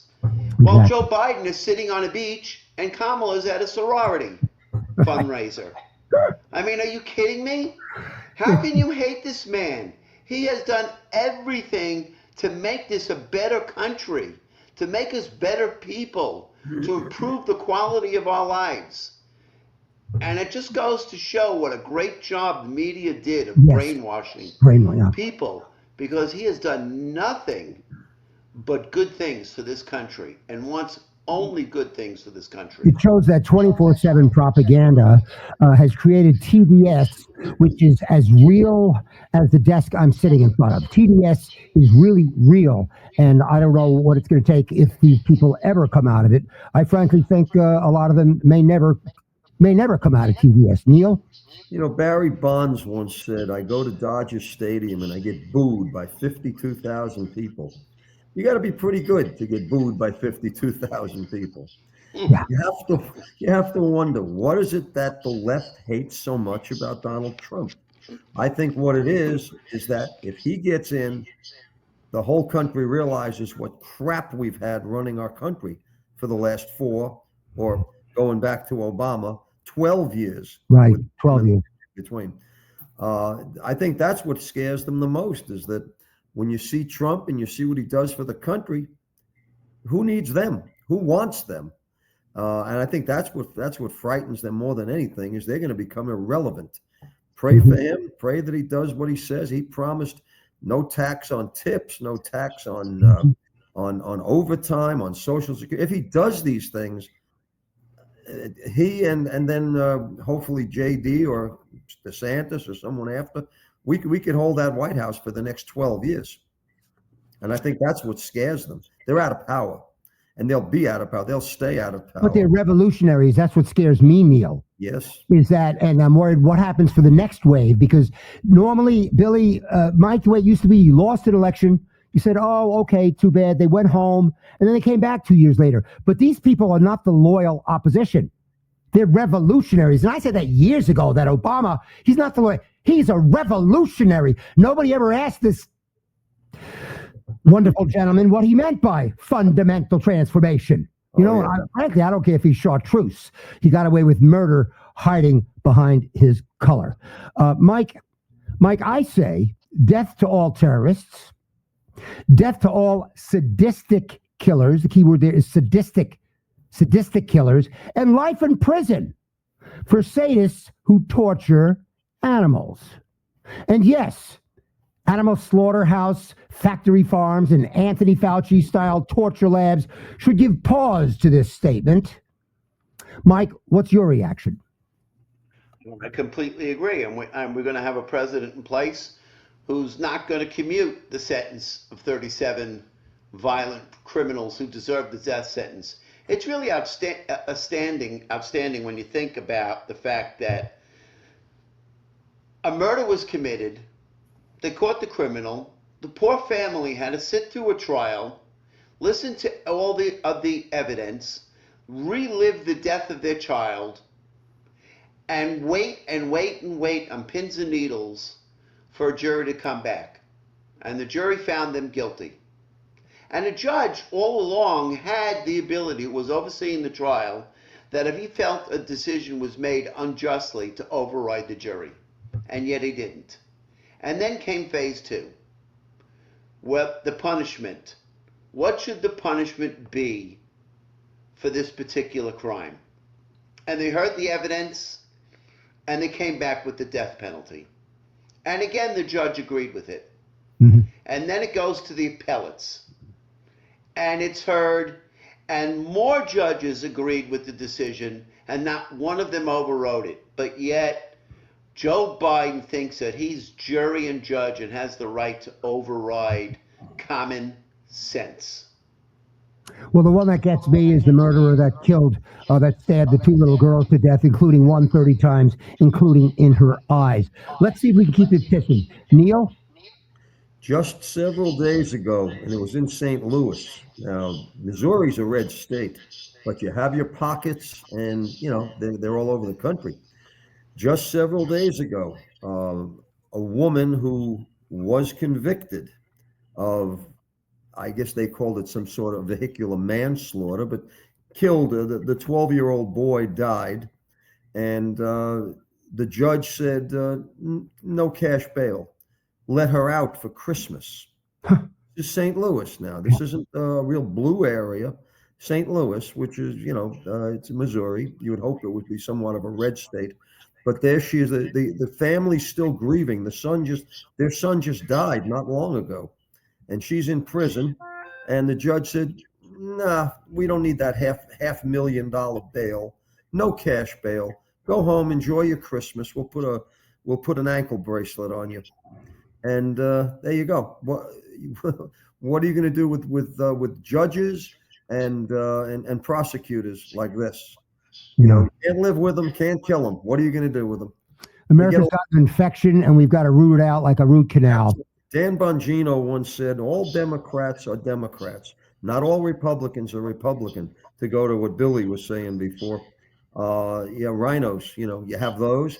And then you have the real Soros Democrats. But it didn't used to be like that. We were all Democrats, I bet. I bet all four of us were Democrats. I was one of those Reagan Democrats. I was a JFK Democrat. I was inconsolable when he got assassinated. So, but we made the switch. Billy? So was I. Yeah. All of us. I didn't even ask you guys. I just knew it. Go ahead, Billy. The thing is that the court system has failed this country lately. The laws they make, the restrictions are put on the everyday person. There's no sanctions basically to the criminal. The criminal is the one with all the rights. And the Penny case is a prime example of that. Here's a guy who assists somebody as a good Samaritan, and he ends up standing on trial, because the poor, unfortunate bad guy ends up having to die. It's sad. But those judges, those attorneys, those individuals do not have to go to the family members in the middle of the night and tell them that their loved one's not coming home. Right. They don't have to. They're not with me when I have to go there and say, hey, Christmas Eve, your daughter or your son is not coming home. Those presents under the tree, you might as well donate them. They don't have to do that. They don't have to live with that individual. There's no good way. They teach you in the academies, well, you can go but there's no exit strategy to that. You go there, you have to console them as best you can, but those people aren't delivering that message. The everyday police officer is delivering that message. At 2:30 in the morning, the knock on the door comes and they say, who is it? The police. They didn't come to tell you won the lottery. There's some kind of bad news about to befall you. Hopefully not terrible bad news, but everyone having delivered those messages on a untimely basis. I remember the one particularly where the kid was digging in a sand pile and it collapsed. They suffocated during the Christmas week. And you had to walk down to that apartment complex, go find the family member, and you got to tell them, what just happened and that their son is dead as a result of the accident. There's no good way to deal with that. Right. Those judges, those people, they don't see it. The judges work in the daytime. crime occurs mostly during the nighttime, right? There's daytime crime, but the bad element is out there in the middle of the night. Uh, Most things that move at night are people going to and from work, police, and the bad guys. That's the only elements that are working out there past midnight at night. And when you're dealing with that person in crime, you catch them at their worst. When they go to court, they're in a suit and tie. They look presentable. They're not drunk, slobbering, and arrogant and an asshole like they were. We encountered them. They have a different demeanor. We don't get to bring them to the courtroom. Now there's some jurisdictions that have 24-hour courts, but the majority of the country does not. So when you're going to court, we're taking that guy to court months, and years afterwards. They're all prim and proper, and they look good, and they're presented for the, propped up by their defense attorney. Those judges and those people, they don't see that. They don't get that in law school. They're not taught that. They don't have to ride with the police as part of their curriculum. They don't get to see the underbelly of society, and that's what's the problem with Maine society. They all have I always say this, we're in a sport where everybody has an opinion. They have opinion on coaching, umpires, of any sport, and what the players should do, and how police should do their jobs. They don't go tell the dentist how to pull their teeth, but I can tell you that when you put them in a car, you put them out there and say, "Hey, go take that guy out there," and he is belligerently drunk, he is violent, and you take them and put them in this car gently, and try not to hurt them, and you don't get hurt. I defy the average citizen to do that. Not only can't they, they're not willing to. And yet they're going to look at us and say, "Oh, it's the police officer's fault. They took too much, force. They used too much force." Well, force necessary to overcome resistance. That's basically the motto. And it's unfortunate. We have a society that are all Monday morning quarterbacks. Should have punted. Should have done this. Oh, Neil knows this is an umpire. Oh, that call, that was stupid. You're blind. Oh, I can't believe you made that call. Well, because why? They don't know the rules most of the cases, and they don't understand. That's the same thing with society. They look to glass-colored windows, but they don't want to throw rocks because they don't understand. They don't see the segment of society that police, fire, emergency first responder personnel, and military see. They just don't understand that well, and that's bad. Mike's got a response, I think, but before I do, I just want to say, Billy, we admire the service that you gave, and I know the whole league has admiration for all the many law enforcement officers retired that we play ball with, all the firemen, and so tip of the cap as always. Mike, go ahead. It seems to me that the judicial system always seems to side on the side of caution and the criminals. Point in fact is, to me, and somebody who started off in pre-law in college, the judges hear how evidence was collected and often say, can't bring that in because it's prejudicial. Can't bring that in because it's the fruit of the tree, that they wouldn't have got it if it wasn't for this fact.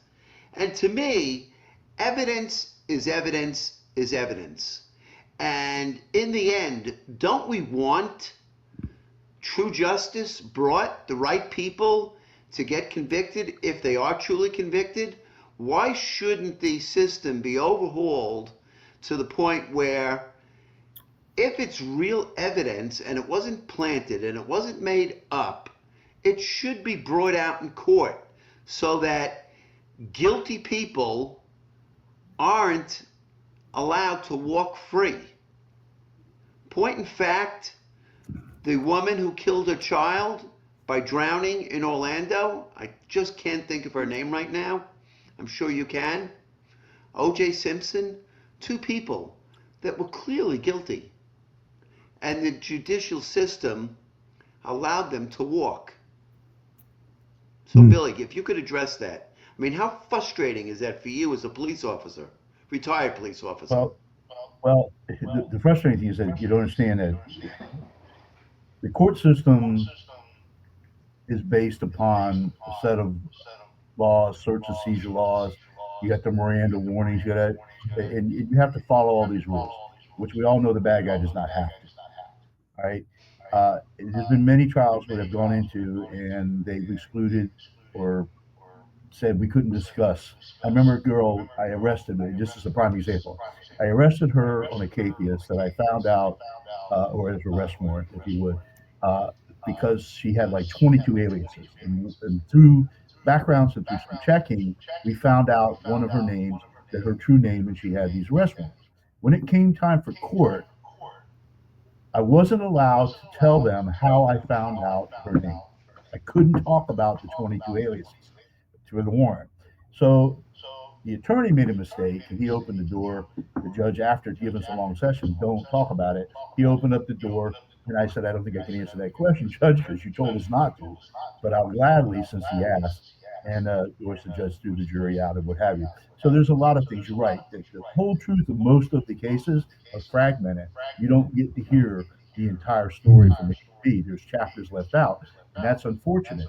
I know when we've taken quick cases, especially felonies, you go to a state attorney, you give the case to the state attorney, and they say, here's the arrest warrant, and here's the facts. Later on, you'll hear from the state attorney, well, no likelihood of conviction, now prosecuted.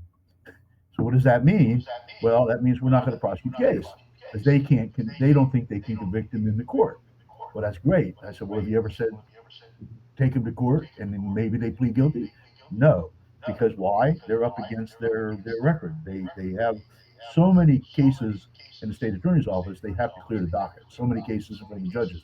They have to clear the docket. So any case they can get rid of, that's what happens. And that's unfortunate that we have to deal with our court system that way. That's a fact. That's just a fact. Police officers work 24/7. When you work midnights, when do you think court is? It's in daytime. So if I work midnight to 6, 7 in the morning, and I get a depot at 10 and court at 1, when do I sleep? Right? And then you expect you to come back the next night. If you're not giving me the next day off, I got to come back to work again. And that's all the police officers in most of these cases. So they're overworked, underpaid, and it's terrible. But that's the fact of our court system. It's what we got, and the indoctrination of the liberal courts. Um, if you want to, you go down and sit down in these mock trials in these law schools. I remember sitting down in a mock trial case where they brought us in.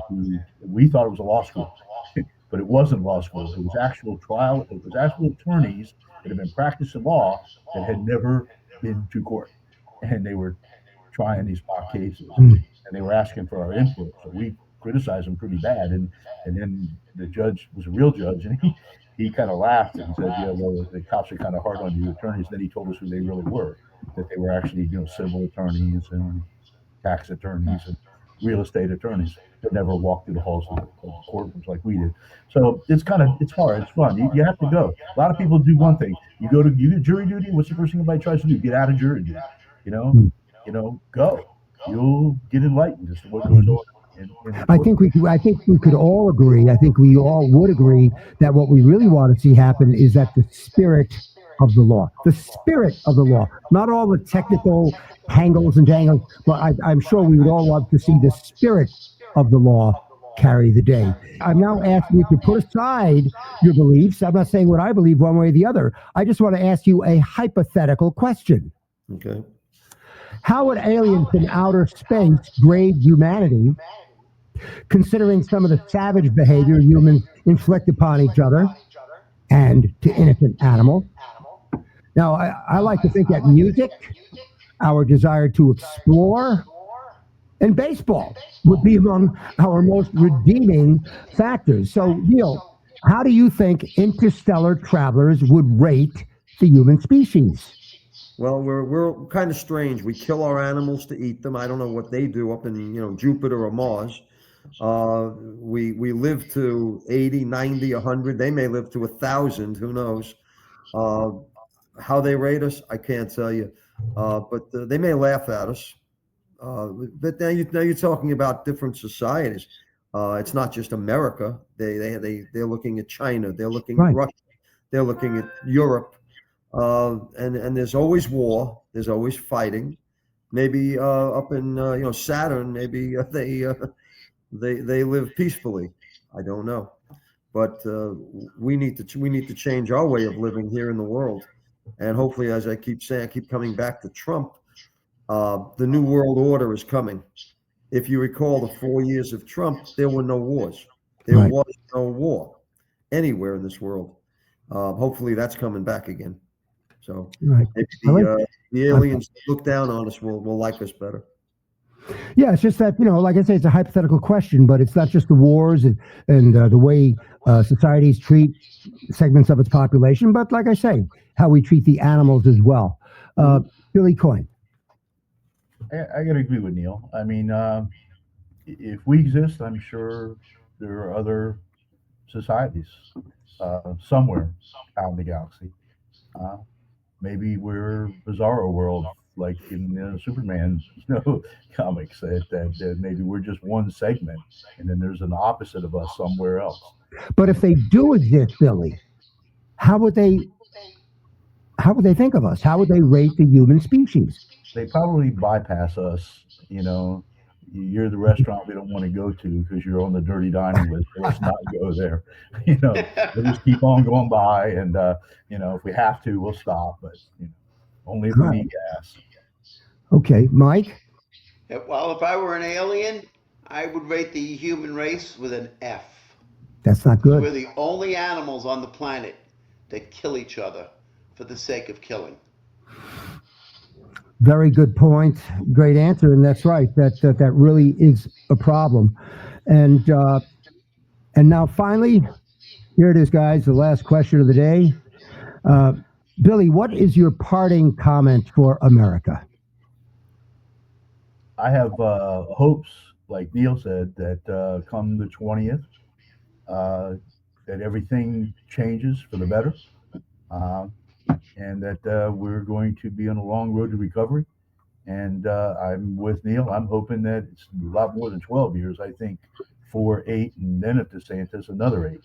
So I think the country is on a path to take a better footing in civilization nationwide than it ever been, and that's how I see it now. But it didn't look like that when they threw what's her name into the fray. Absolutely, Mike. Um, I've said this before.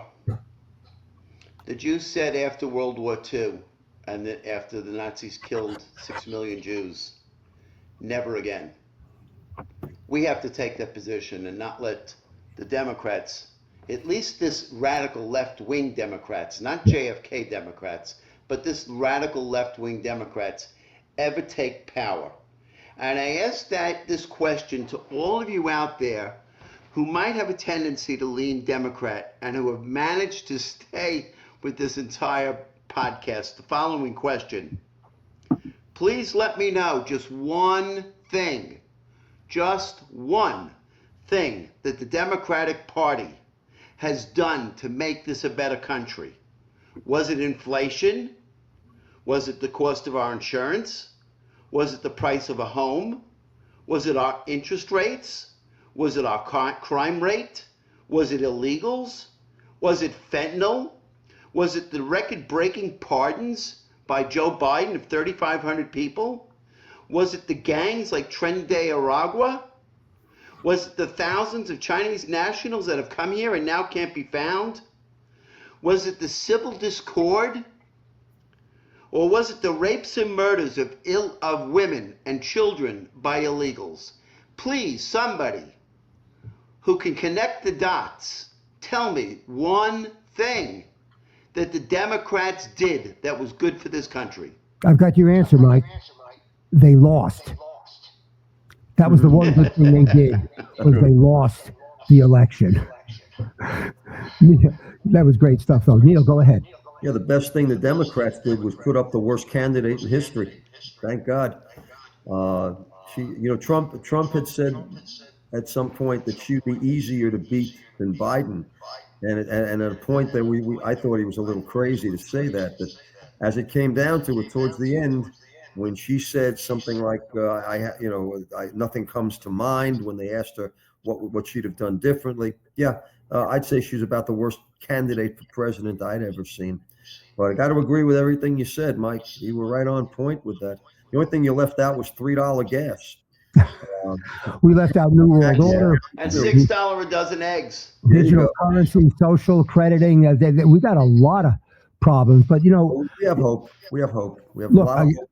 I think you guys were great. I think you all hit it out of the park. And I'd like to thank our panel, Billy Coyne, Neil Bluestein, Mike Axelberd. It's because of patriots like you guys that America will succeed. And remember, folks, no parent wants to see their child die. No patriot wants to live to see America die. We can never, ever let that happen. This is the Joe Citizen Show. I'm Roger Homefield. And thank you very, very much for being with us. Bye bye.